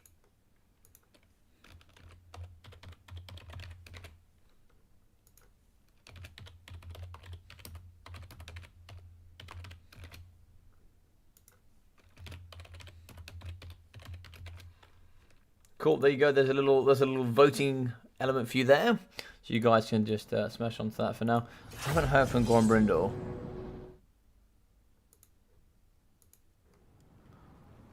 Do you hope he's okay? Ah, looks like he's ready. He's back. Ah, looks like he's ready. Hey, Peter, how we doing? Did you miss the Bright Wizard getting shattered super early? Yeah, I think I did, yeah. I think it got sniped. The Bright Wizard got absolutely thumped by the Waterstone Scroll. Also, the region with the best football teams. Oh, where'd you say you were from, my friend? Oh, you're from São Paulo? Oh, nice. Nice, very good place to live in the country. Yeah, I went to Belo Horizonte. Or pronounce something like that. I probably pronounced that very wrong. Apparently, it stands for Beautiful Horizon. But I stayed there for about 2 months. Yeah, I stayed there for about 2 months, dog. Hopefully, you've heard of it. So I went to there, and I went there for the Football World Cup in 2014, man. Oh my god, it was wild. It was wild. I was going to say, cool. He's all good.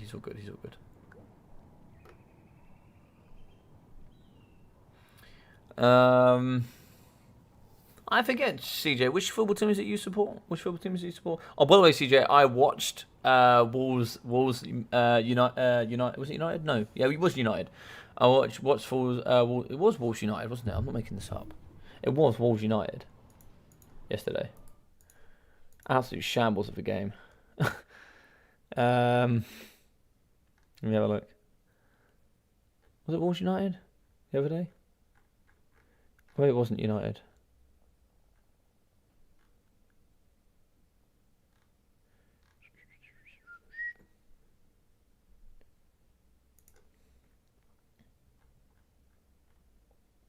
Oh, Liverpool, sorry.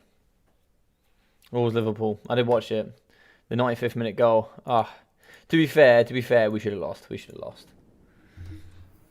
-6 in Stockholm. Oh, you're from Stockholm, man. Oh, that's super cool, man. That's super cool. That's super cool. I hear Bretonnia is pretty chill place as well. Yeah, man, it was super chilled. It was super chilled.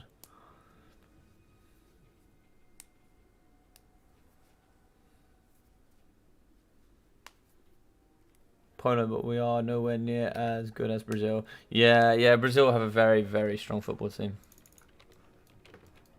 Alright, so looks like we have 3 of the Chameleon Skinks in the front. Here with the unit of the Chameleon Stalkers. We are going to mix in here with the cohorts of Sotek. Also here with the Razor Hunting Packs, 2 units.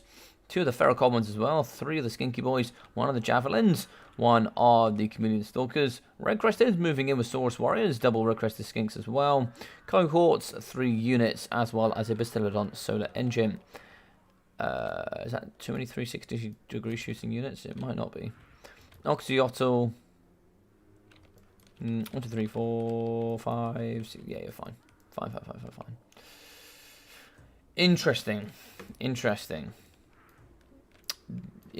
Okay, so from Chad Thorgrim, Oxyotl yet again. I don't know if Oxyotl is that good in this matchup, but both have gone for it. Skin Cohort Javelins in the front, 3 units. So Oxyotl is a very late game unit, but neither of these are kind of built towards the late game, as it were. So I'm very confused, and it should be interesting here. Right, so Chameleon Skinks here, 4 units in the front. Coming in with 4 of the Javelins, as well as another Bastillodon Solar Engine. The Skink Priest of Beast, Transformation we've got on, Flock of Doom, and Amber. Not Amber Spear, sorry, with the... no. Don't fail me. Wild Heart? Oh, thank God. Razor on Hunting Packs, is that the AP one? Okay, the AP ones are better, I think. With the, 3 Razor on Hunting Packs and Saurus Spears.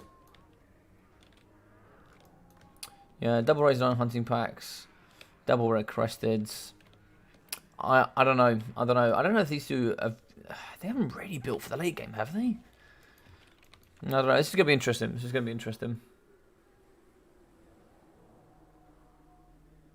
Well, best in the continent. We're not as good as one of the European... one in Europe, of course. Lewandowski is an exceptionally good football player, man. He's an exceptionally good football player. He's scarily good as a striker, man.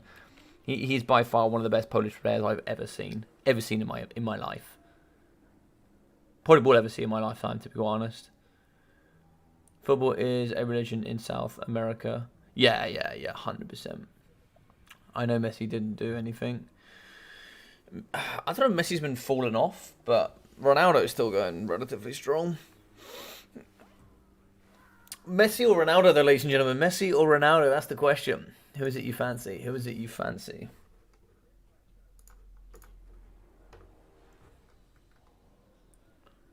I'm enjoying the UK heat. It's 4 degrees now. Oh, whereabouts you in the UK, Lindsay? You in the north? You in the south? Whereabouts you from? Me and Ducky are here in London.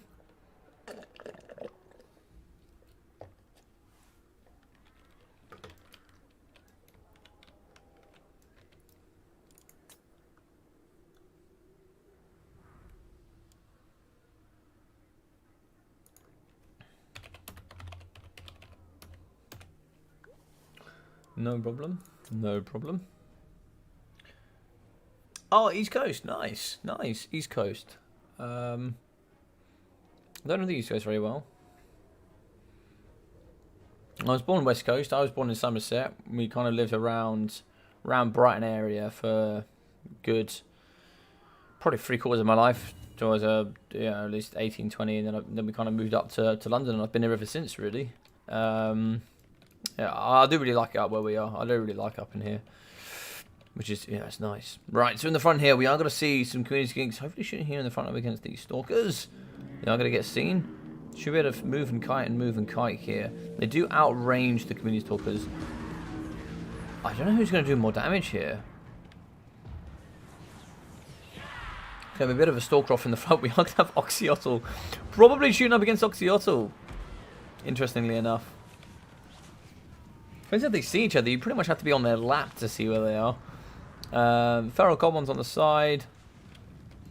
Instead of going Feral Commons, we actually raise on a hunting pack. So we might be able to get over there and maybe shoot up against the Feral Cold ones. Shots in the front here up against the raised on hunting packs. We need to get this Bastillodon solar engine in. I haven't seen him fight yet.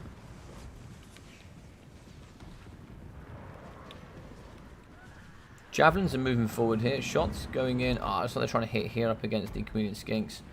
Bit of a skink off here. We can see the Sword Spears are coming forward here up against the Stalkers. Skink shooting on the left-hand flank here up against the Feral Cold ones. 90 armor for them. If they charge into here, that could be devastating. But they also don't really want to charge in here, actually. We do actually have AP weapon strength here in for the race on hunting packs. They're going to come forward. I think they have 100 range. Yeah, they do. They've got to be careful there. Skink cohorts can certainly come in. There we go. That's a nice one there coming in from Soarve. We are going to shoot them in the face, but we do have bronze shields. In the front here, the community skinks losing here from Soarve. These boys need to get in and in fast. They're getting shot way too much here. Way too much. Raised on hunting packs will shoot over the top into the Feral Cold ones. Yeah, nice shots there coming in from the raised on hunting packs. Shots from the front going down up against the skinks. That will actually count as artillery fire here in from the Bastillodon solar engine. They're relatively nice shots here. I think if you win the skirmish game here, I think you just win as Lizardmen. Shots going downtown here up against the red-crested skinks. Raised on hunting packs doing quite nicely as well. I like how he's using his sword spears as well as like a nice kind of buffer defense here for those Razordons. Here in the front, the skink core javelins, wouldn't mind seeing them just go for it. Give them a little push, give them a little love tap, and we see what happens here. Really again, coming in with the cohort of Sotek. They'll certainly do a good thump in here up against the skink cohort javelins. Now they're certainly going to have better stats, but we do have 20% physical resistance here coming in for the Chameleon Stalkers. Over here as well, Oxyotl Master Predator still in the middle. Trying to do the job here that they can. 41 kills from one side, 33 from the other. There's like the Raising Hunter Pack shooting up against the red-crested skinks in and alongside here the Chameleon Skinks. These bad boys do have 70 speed as well, so they are not slow. They do turn like a fridge though, so you don't often want them turning too much. Their kite is not so great. They certainly need to get out. They don't want to get hit here by the cohorts of Sotek. The entire force is moving forward here for Soarve. The other thing I just realised, we do actually have, we do have a Skin Priest of Beast. Oh, exactly the same coming in from Soarve. There is going to be a Manticore summon here from Chad Thorgrim. That should be exactly the same coming out of Soarve. Yep, it's going to be an exact counter.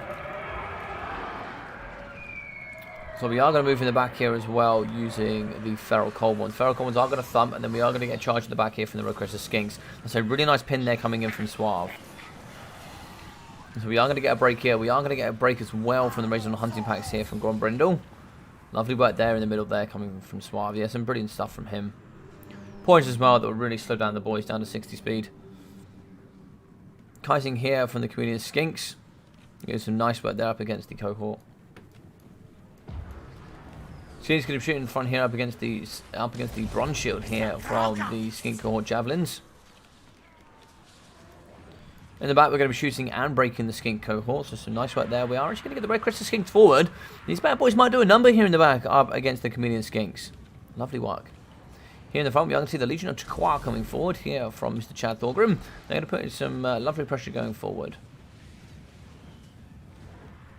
They're going to come here up and on top of the Razor Hunting Packs from Soarve. Oh, look at the headbutt there coming in for the Razor boys. The Razor Doggos are going to come in for the glorious headbutt here of the old ones. Love to see it.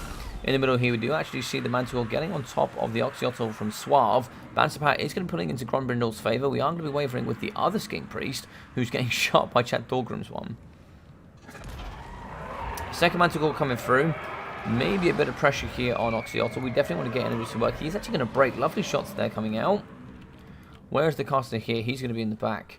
Yeah, I think Grombrindal has just kind of won a little bit all over the battlefield here. Banserpat is coming back to even. We are losing a lot of the Feral Cold ones here. And lots of the cavalry and the Razordons from Soarve, though. So we do have to be careful.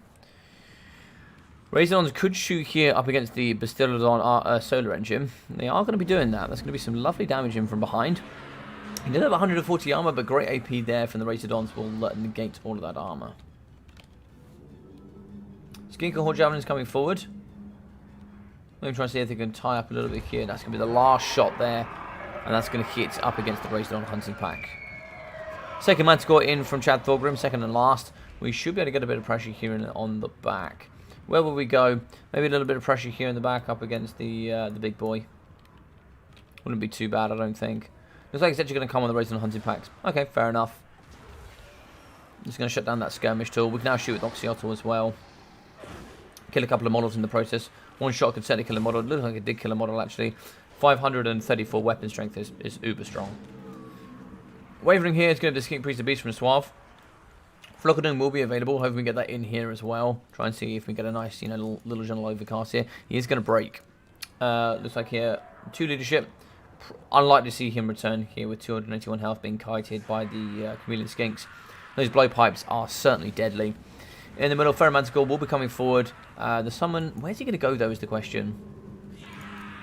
Where's he going? Looks like he's going to come out here after Oxyotl.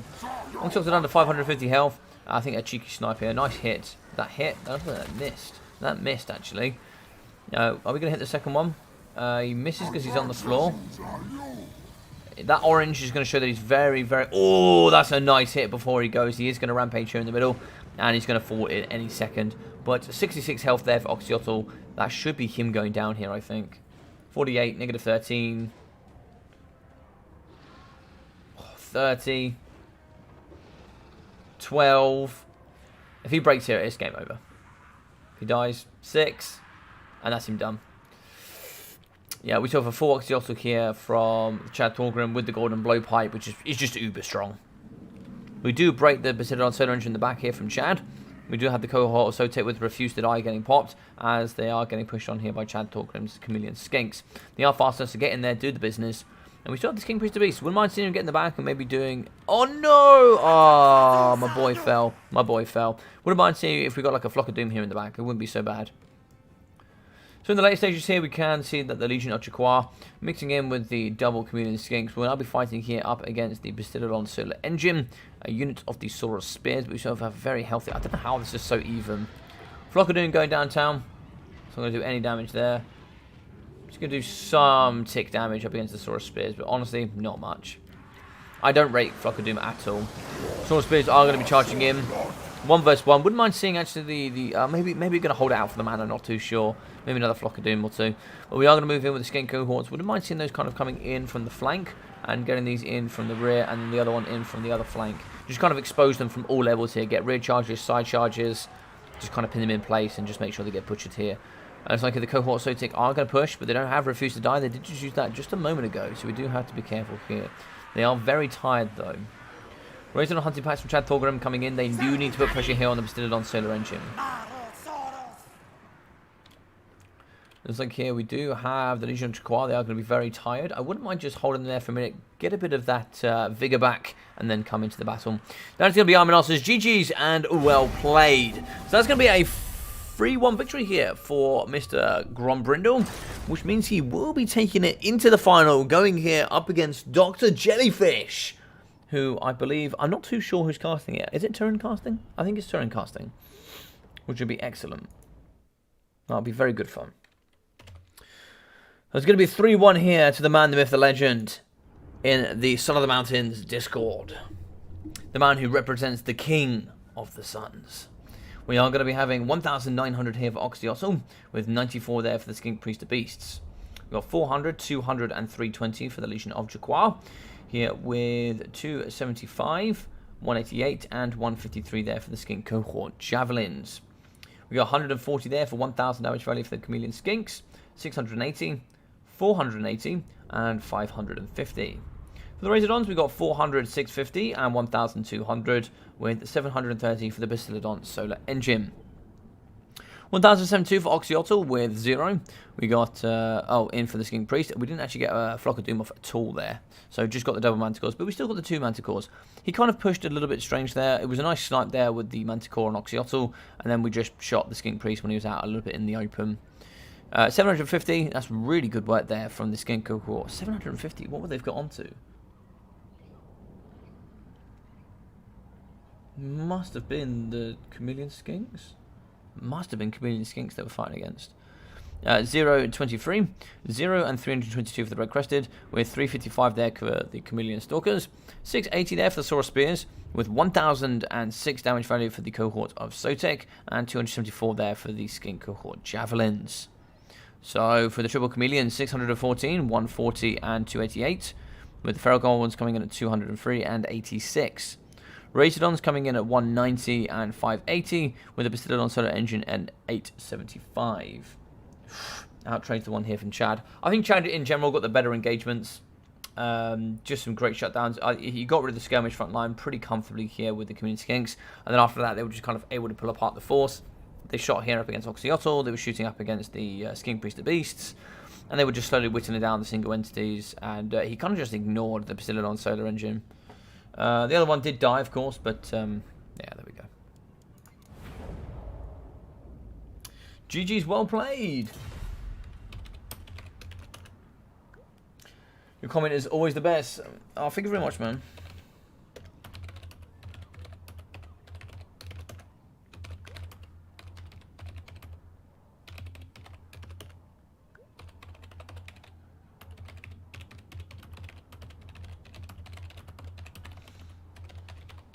Looking forward to seeing you in the final, my friend. So Chad Fulgrim's going through to the final. Commiserations here to Soarve, but what an absolute player here. He still drew blood here up against Chad to show that Dowie do bleed, no matter how thick they truly are.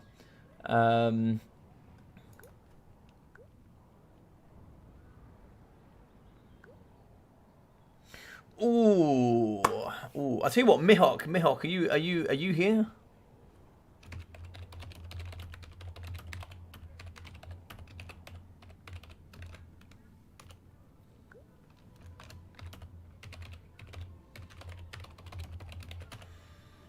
We can certainly get someone in for one last one if they want. I like Lizardmen mirror matches. They have so many options. Yeah, I think Lizardmen mirror match is nice.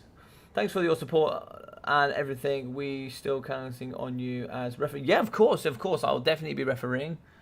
So you guys could see me play up against Chad Thorgrim. Do you guys want to see me play up against Chad Thorgrim? I could do it. I could do it if you want me to, or we could just we could end it off there. It's up to you guys. I'll leave it up to you. Yeah, GGZ. Hey, Zypher. How we doing, buddy? Hope you're doing well.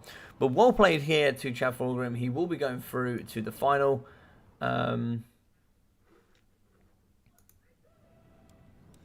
It's up to you, Mihawk. It's up to you. Thanks, Logic. You are awesome. Awesome. Thank you very much, Dr. Jellyfish. I really appreciate that, man. Thank you very much. I hope you guys enjoyed this. If you did, of course, do smash that like button. It really does help here on the channel. And, of course, do feel free to subscribe. So close to that 1,000 is really, really cool. And thank you very much to all of you guys here in the Polish community that have accepted me to come here and cast today. It was very, very kind of you. I really enjoyed this this event. I've liked watching all of you guys play. I try to hop in every now and then when I can. And it was super cool to cast the Loser Bracket final here. It was really nice to see two strong players go head-to-head here. So that was really nice to have here on the channel. Really nice. Go play versus Gromby. Alright. Alright,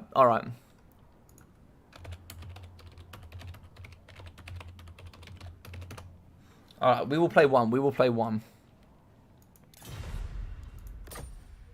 I have to reset the game, but we can play one.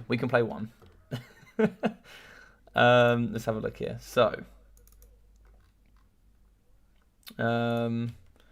let's set that up. You guys can help me make my build, I guess. Because why not?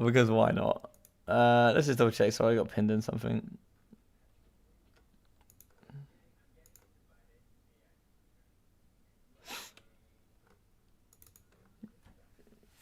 Hey, Luke Gray, how are you doing, buddy? GG's indeed, yeah, well played to Grombrindal. Soarve as well, formidable opponent there from RTK. Formidable opponent indeed. We always enjoy your cast. Oh, thank you very much, Peter. I appreciate that. I'm glad you guys enjoy it. That's why I do it. That's why I do it.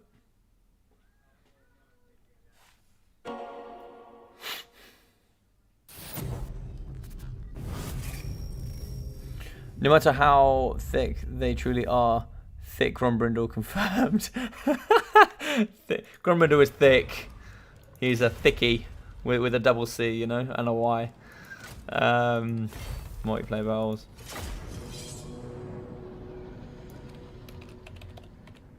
Grombrindal versus Logic.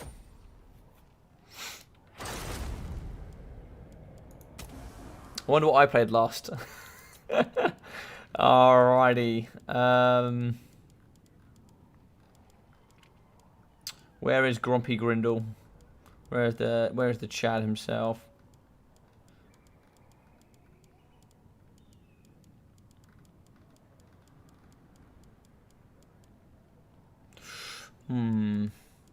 There's Predator, Philox.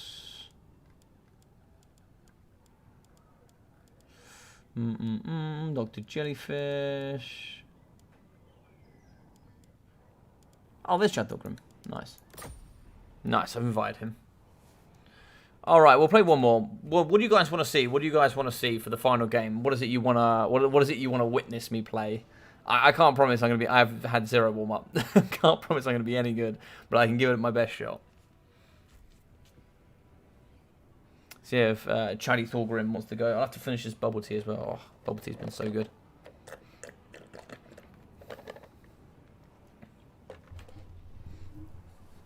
That's going to be an extremely exciting final as well. It's going to be extremely exciting. Grombrindal against Dr. Jellyfish. What a best of 5 you guys have on hand. That could potentially be a best of 10 as well, actually. The Grombrindal does bring it to the second best of 5. Oh, you guys can be in for an absolute treat there. An absolute treat, I must admit.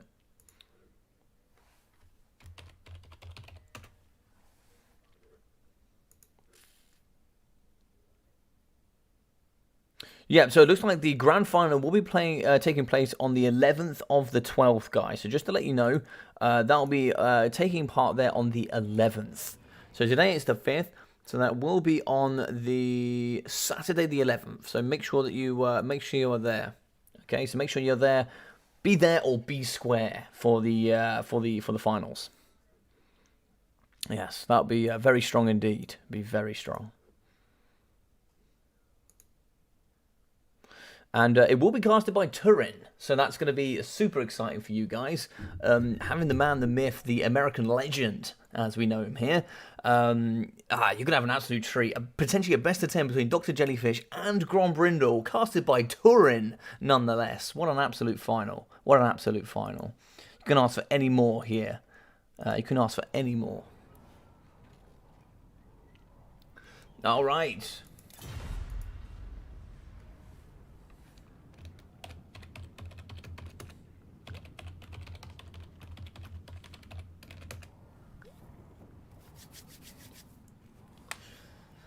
Alrighty, so who are we going to play, ladies and gentlemen? Ulthwar Raiders. Oh, Ulthwar Raiders are so cool, man. I love Ulthwar Raiders. They are so cool. I love their abilities and I love everything about Ulthwar Raiders. They are so fun.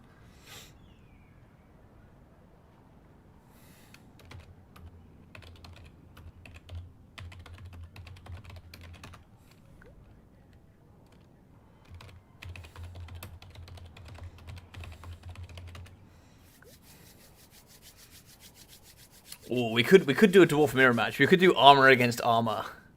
Full Vanguard dwarfs. It's possible. It's possible. Or are you playing those green skins? What are you playing? What's our? All right. Looks like or or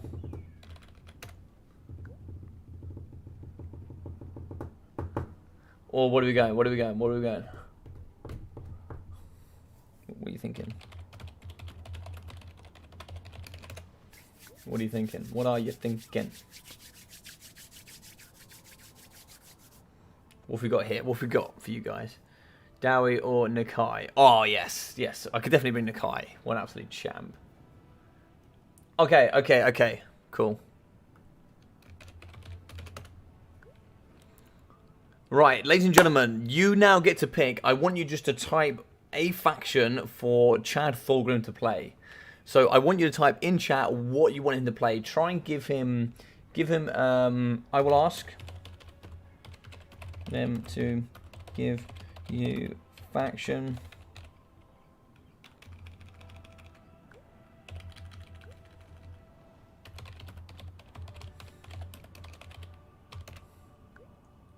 And the people decide our fate. So you give him a faction and a legendary lord. So it's like High Elves has been given. Dwarf Mirror is on the cards. Do Duckies, Nakai, Shredder, Croakbill. Show who's better with Dowie Lord. Oh, with the regular Dowie Lord. Oh, okay. Oh, High Elves, VC. Oh, we've got 2 for High Elves. We've got a Dowie in there. We've got a Lizardmen in there. We could give Chad Thorgrim the Elgi. Oh my god, that'd be hilarious. Problem is, he's pretty decent with them, that's a problem.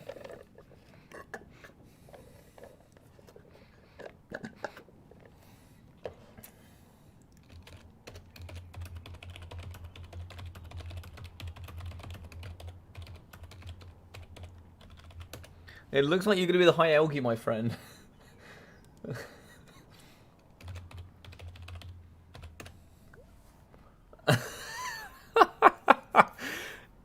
Alright, okay. What am I going to be now? What am I going to be?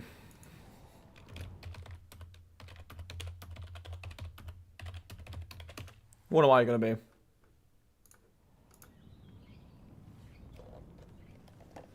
What would you like me to be?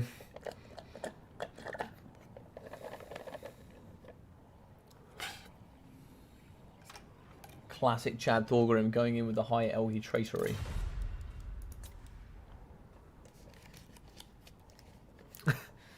You want me to be Skaven? Oh my god, isn't that terrible for me? I can play Skaven. I can play Skaven. I am not good with Skaven, to be fair. Skaven is not something I know a lot about. Skaven is the only option for me. Okay. I expect this. Alright, alright. Okay, so we've got 1 vote for me playing Skaven. Do we have any other votes for what I'm going to play? Or am I just playing Skaven?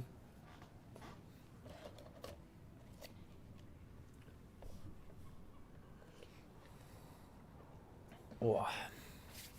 Nakai. Oh, we got Nakai, Skaven. Jump, screw it. I'm going Nakai. I've decided. I'm going Nakai. We're going to send a message. Going to send an absolute message.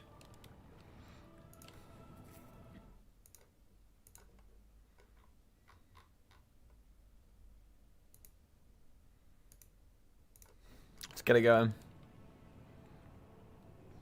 Skulls for the skull throne. Let's bring in Nakai. Come on.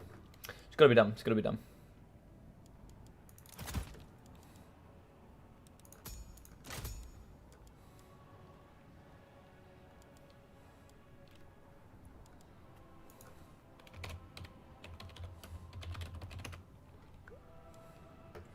Alright, Chad for the Chad throne right here. Let's see what else we can bring him.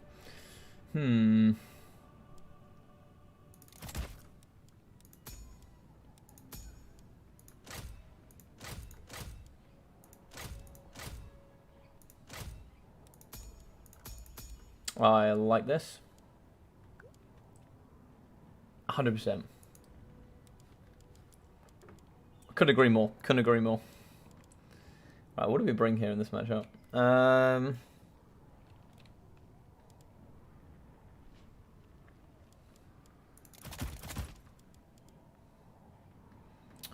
this is a tough one. This is a tough one. Let's think. We're definitely going to want some of these bad boys. They're very good indeed. At least 2 of those. That one's very nice.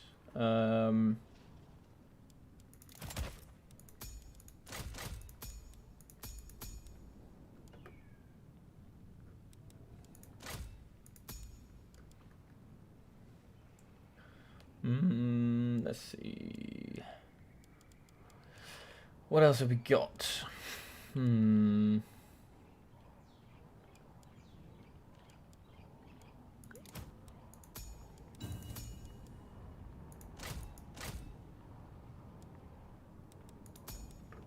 luck, have fun indeed. Good luck, have fun.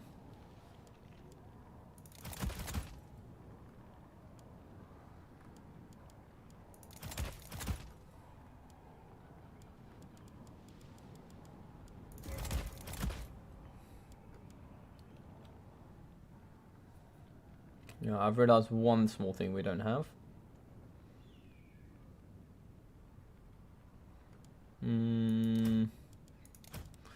Oh, I realised why. Okay. Maybe just put you on that. Then we go with 2 of these. And just see what we got. Yeah, I think that's what we can do, really.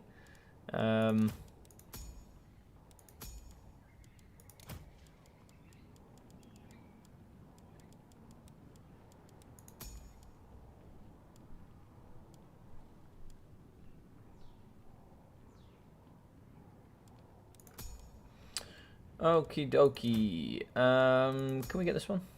Ah, it's too expensive. No.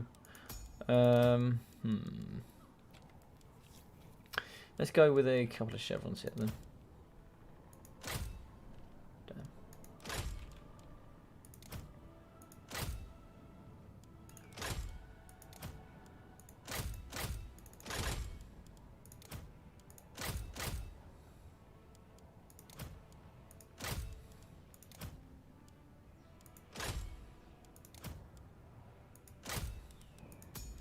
Alright, 1 gold. Screw it. Let's do it. We're ready. We're ready. Let's do this. You could pick Kotep and do the full RT build. Oh man, you can't bring the DJ Kotep in this build. You can't bring DJ Kotep. You can be spitting those beats all over Nakai, mate. Spitting those beats everywhere. Alright, we'll finish off on a fun one. Let's get it going.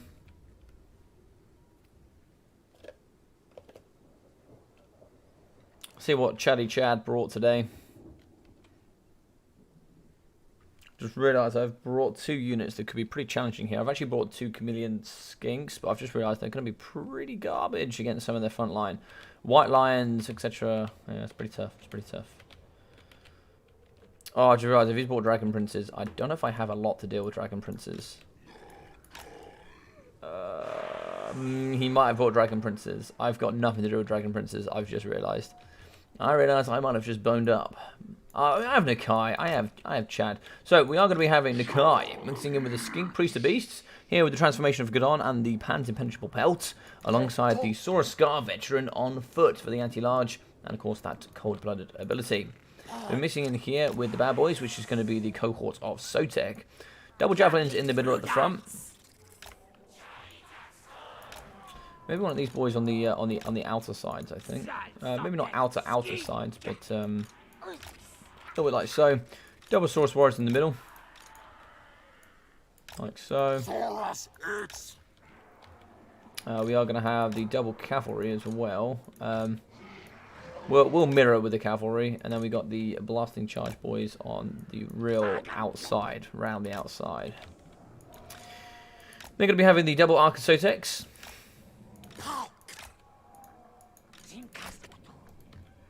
And then we're going to have some chameleon skinks. Skinkies. Alright.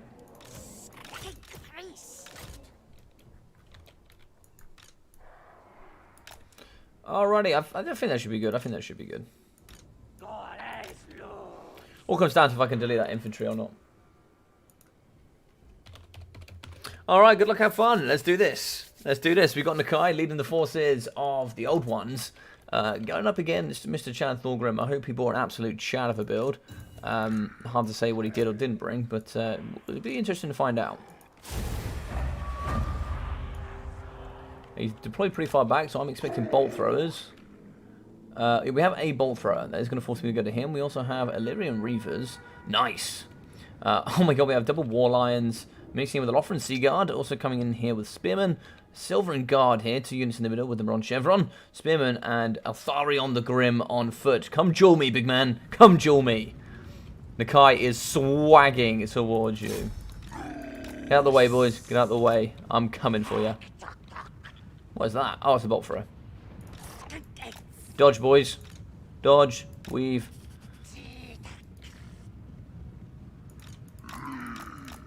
Come to me. I love it.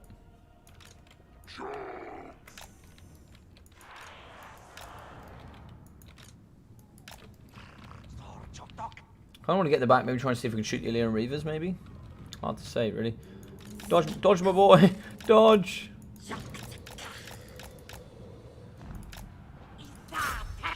They're very lightly armoured. Oh, don't run away, don't run away.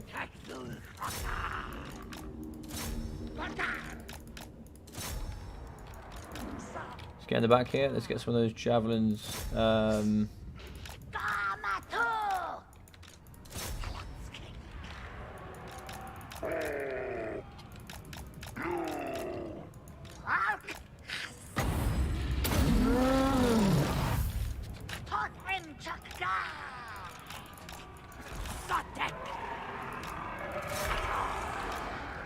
Alright, let's move in here then, let's start shooting a little bit. Manticore in the back, I think it's this.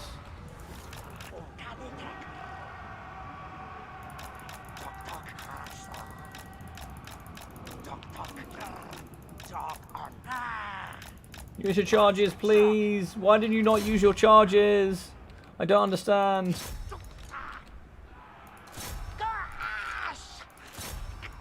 Okay, in you get.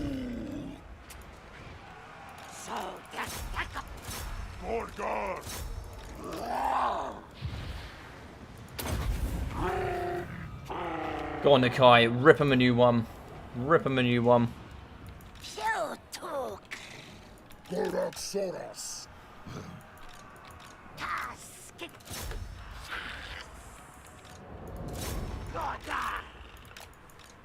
I left my boys behind. I left my boys behind.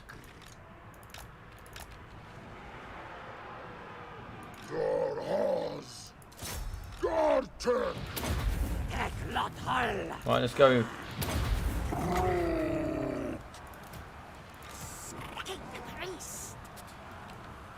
No, Nakai, kill him.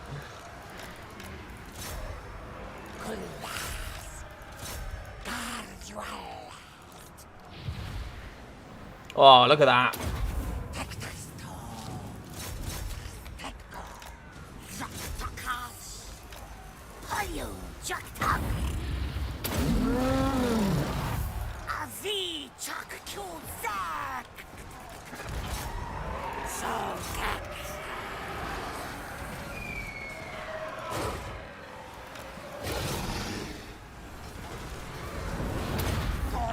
Lovely. Good stuff. Right in the back here. We're shooting to the back of those. You're fighting here. We are getting shot by range though, is the only problem. Right, they're rampaging. Let's go, Nakai.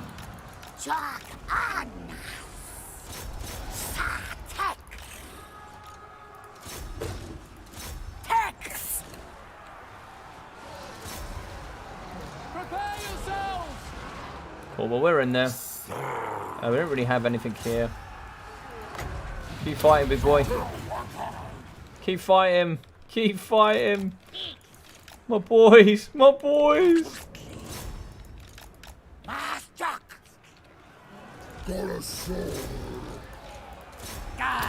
Refuse to die.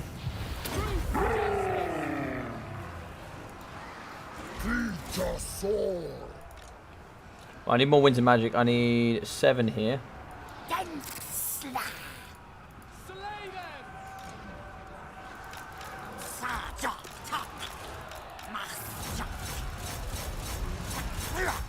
Nice.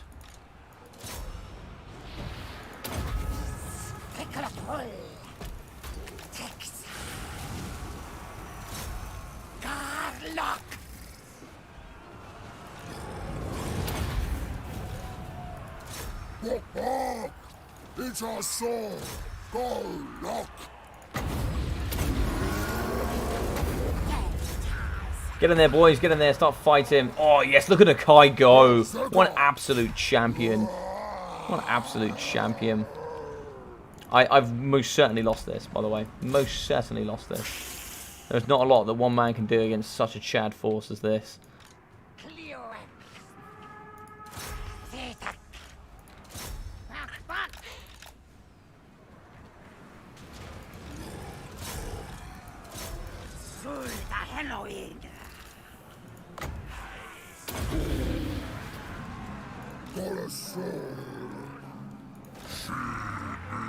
Come on, boys. I need that. I need that.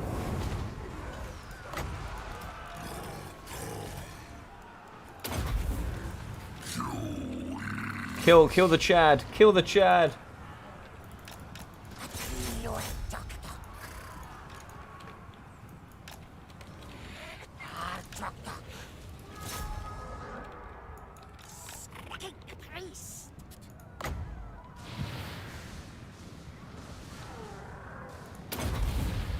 Oh no, that wasn't needed.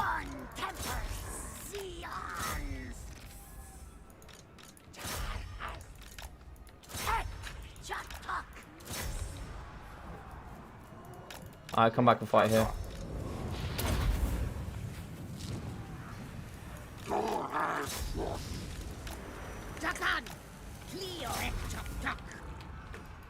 Yeah, it's not going terribly. It's just I cannot kill Altharion. It's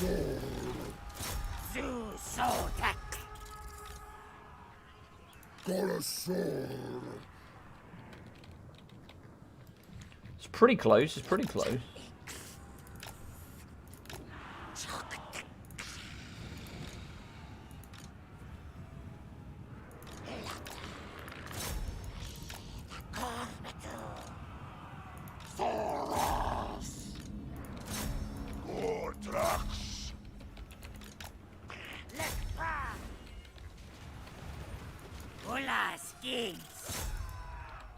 Oh no, he died. No. I need to fight these people, boy.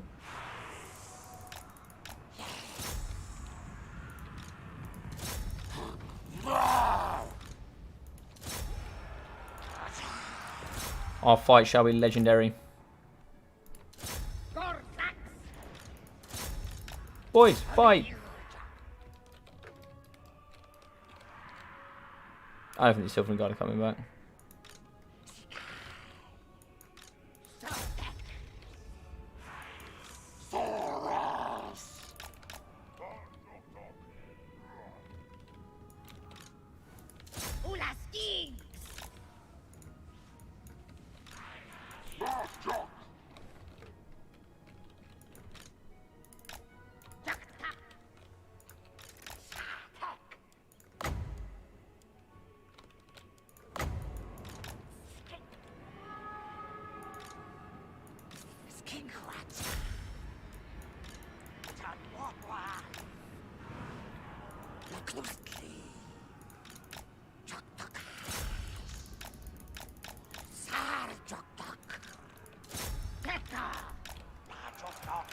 This is uber close.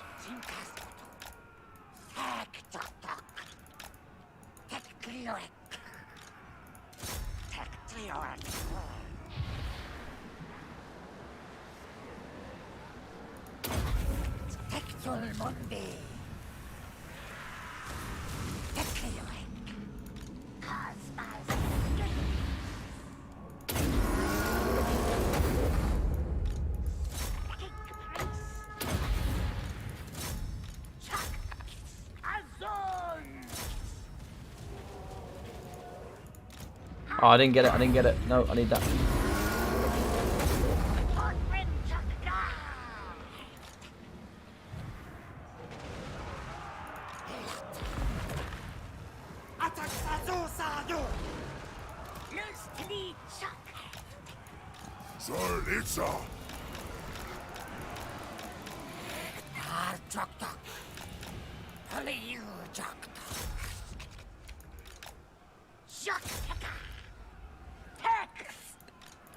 Oh, this is uber close.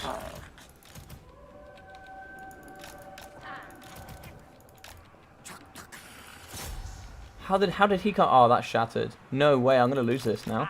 What the hell? How did he break? What? What happened there? I was chasing him, but then all of a sudden he's like gone.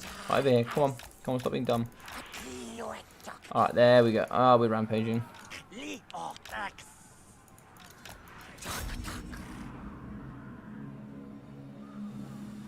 Come on, boys. We got this. We got this.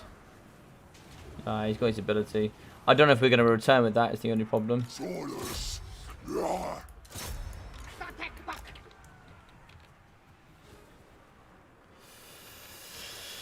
Oh, I don't know. I tried to kill him. I couldn't kill him.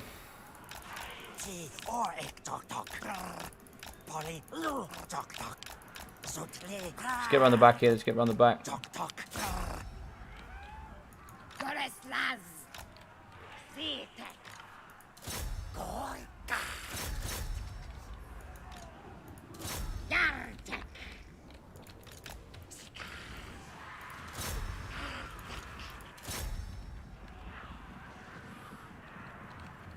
Come on, boys. We got this. We got this. We're fully surrounding them.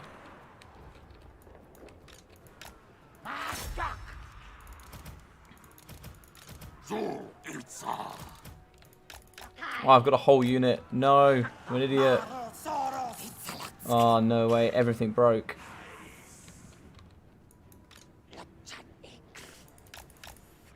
Ah, that's army losses.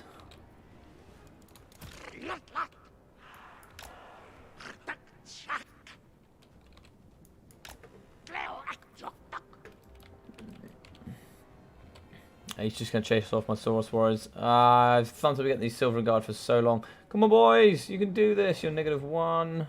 14. 10.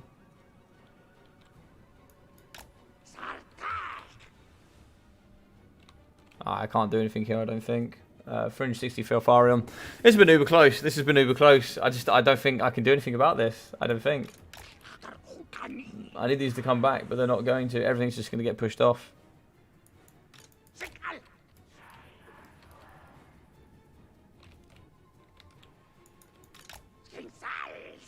-9, -1. Ah, this really sucks. I guess we just have to go after the big boy, I guess. We're up here.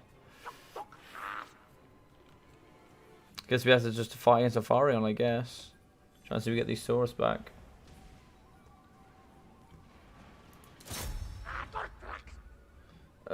These will come back, these Saurus. We're about to lose my 19 units here.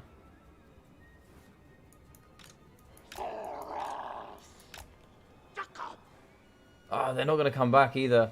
Oh, this is so bugged. Yeah, once they go off, it's going to be even worse.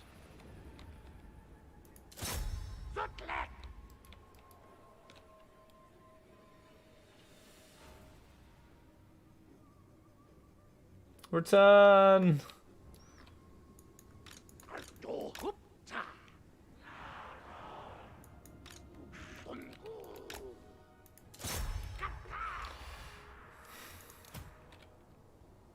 It's got 740 health left. Why are you so bugged?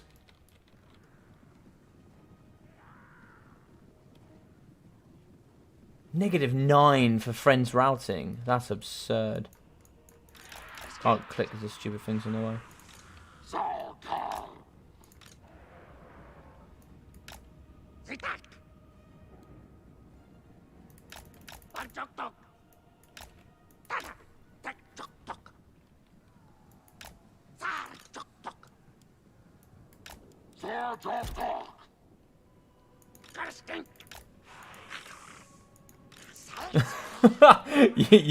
I'm not just going to give you the fight you want. I'm not just going to give you the fight you want.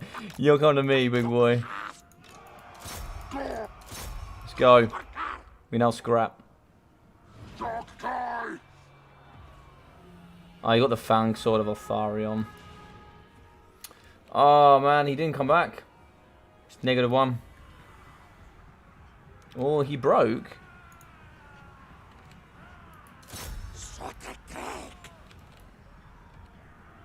Oh, he has broken. Stick on him.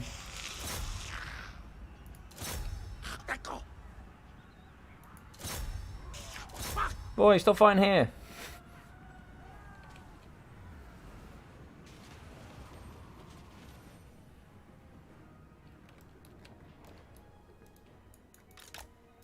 No way, he's actually come back.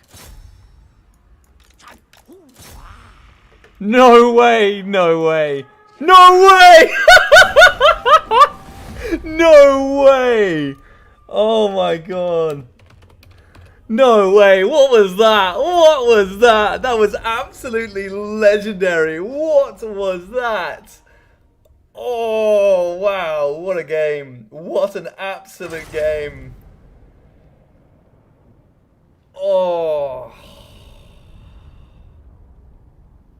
Dear God, what a win. Jesus. 1,900 for Nakai though. The boy paid for himself. The boy paid for himself.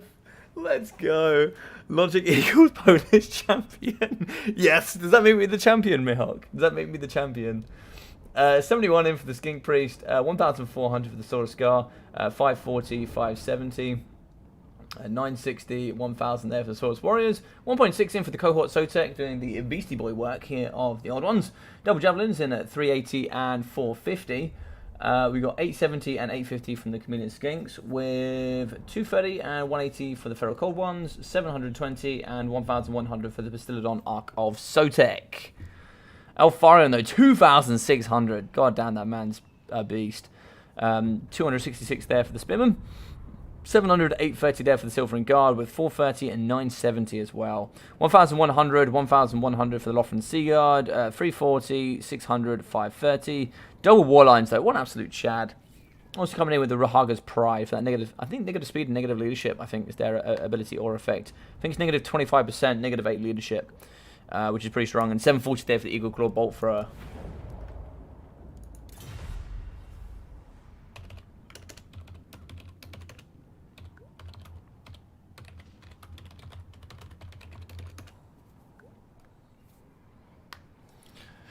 God damn, what a game. What a game. Wow, Grombrindal is kind of is a champ from 2020, so kind of. Oh, yes! I'm the Polish Championship. No, I'm only joking, I'm only joking. But yeah, what a game. Elgi Lord, oh, the Elves left his men on the battlefield, typical of the Elgi.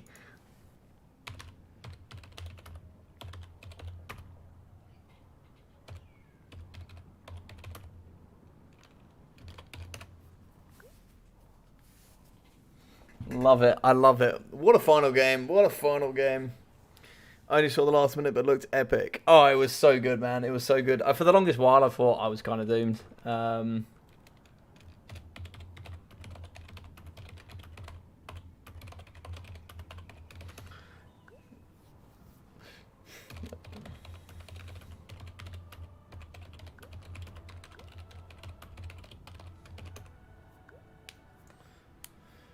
Yeah, what a great game. Thank you very much for playing today, Mr. Chad Fulgrim. I hope you guys enjoyed that nice, really fun finish. I really enjoyed that. I really enjoyed that. I thought it was, obviously they're not optimal builds, but we played them. It was super fun. Nakai did, yet again, even getting 1.9k did not pay for himself. But so you guys know, what is important here at the end of this, on the 11th of the 12th, so this month on the 11th, which will be Saturday, will be next Saturday.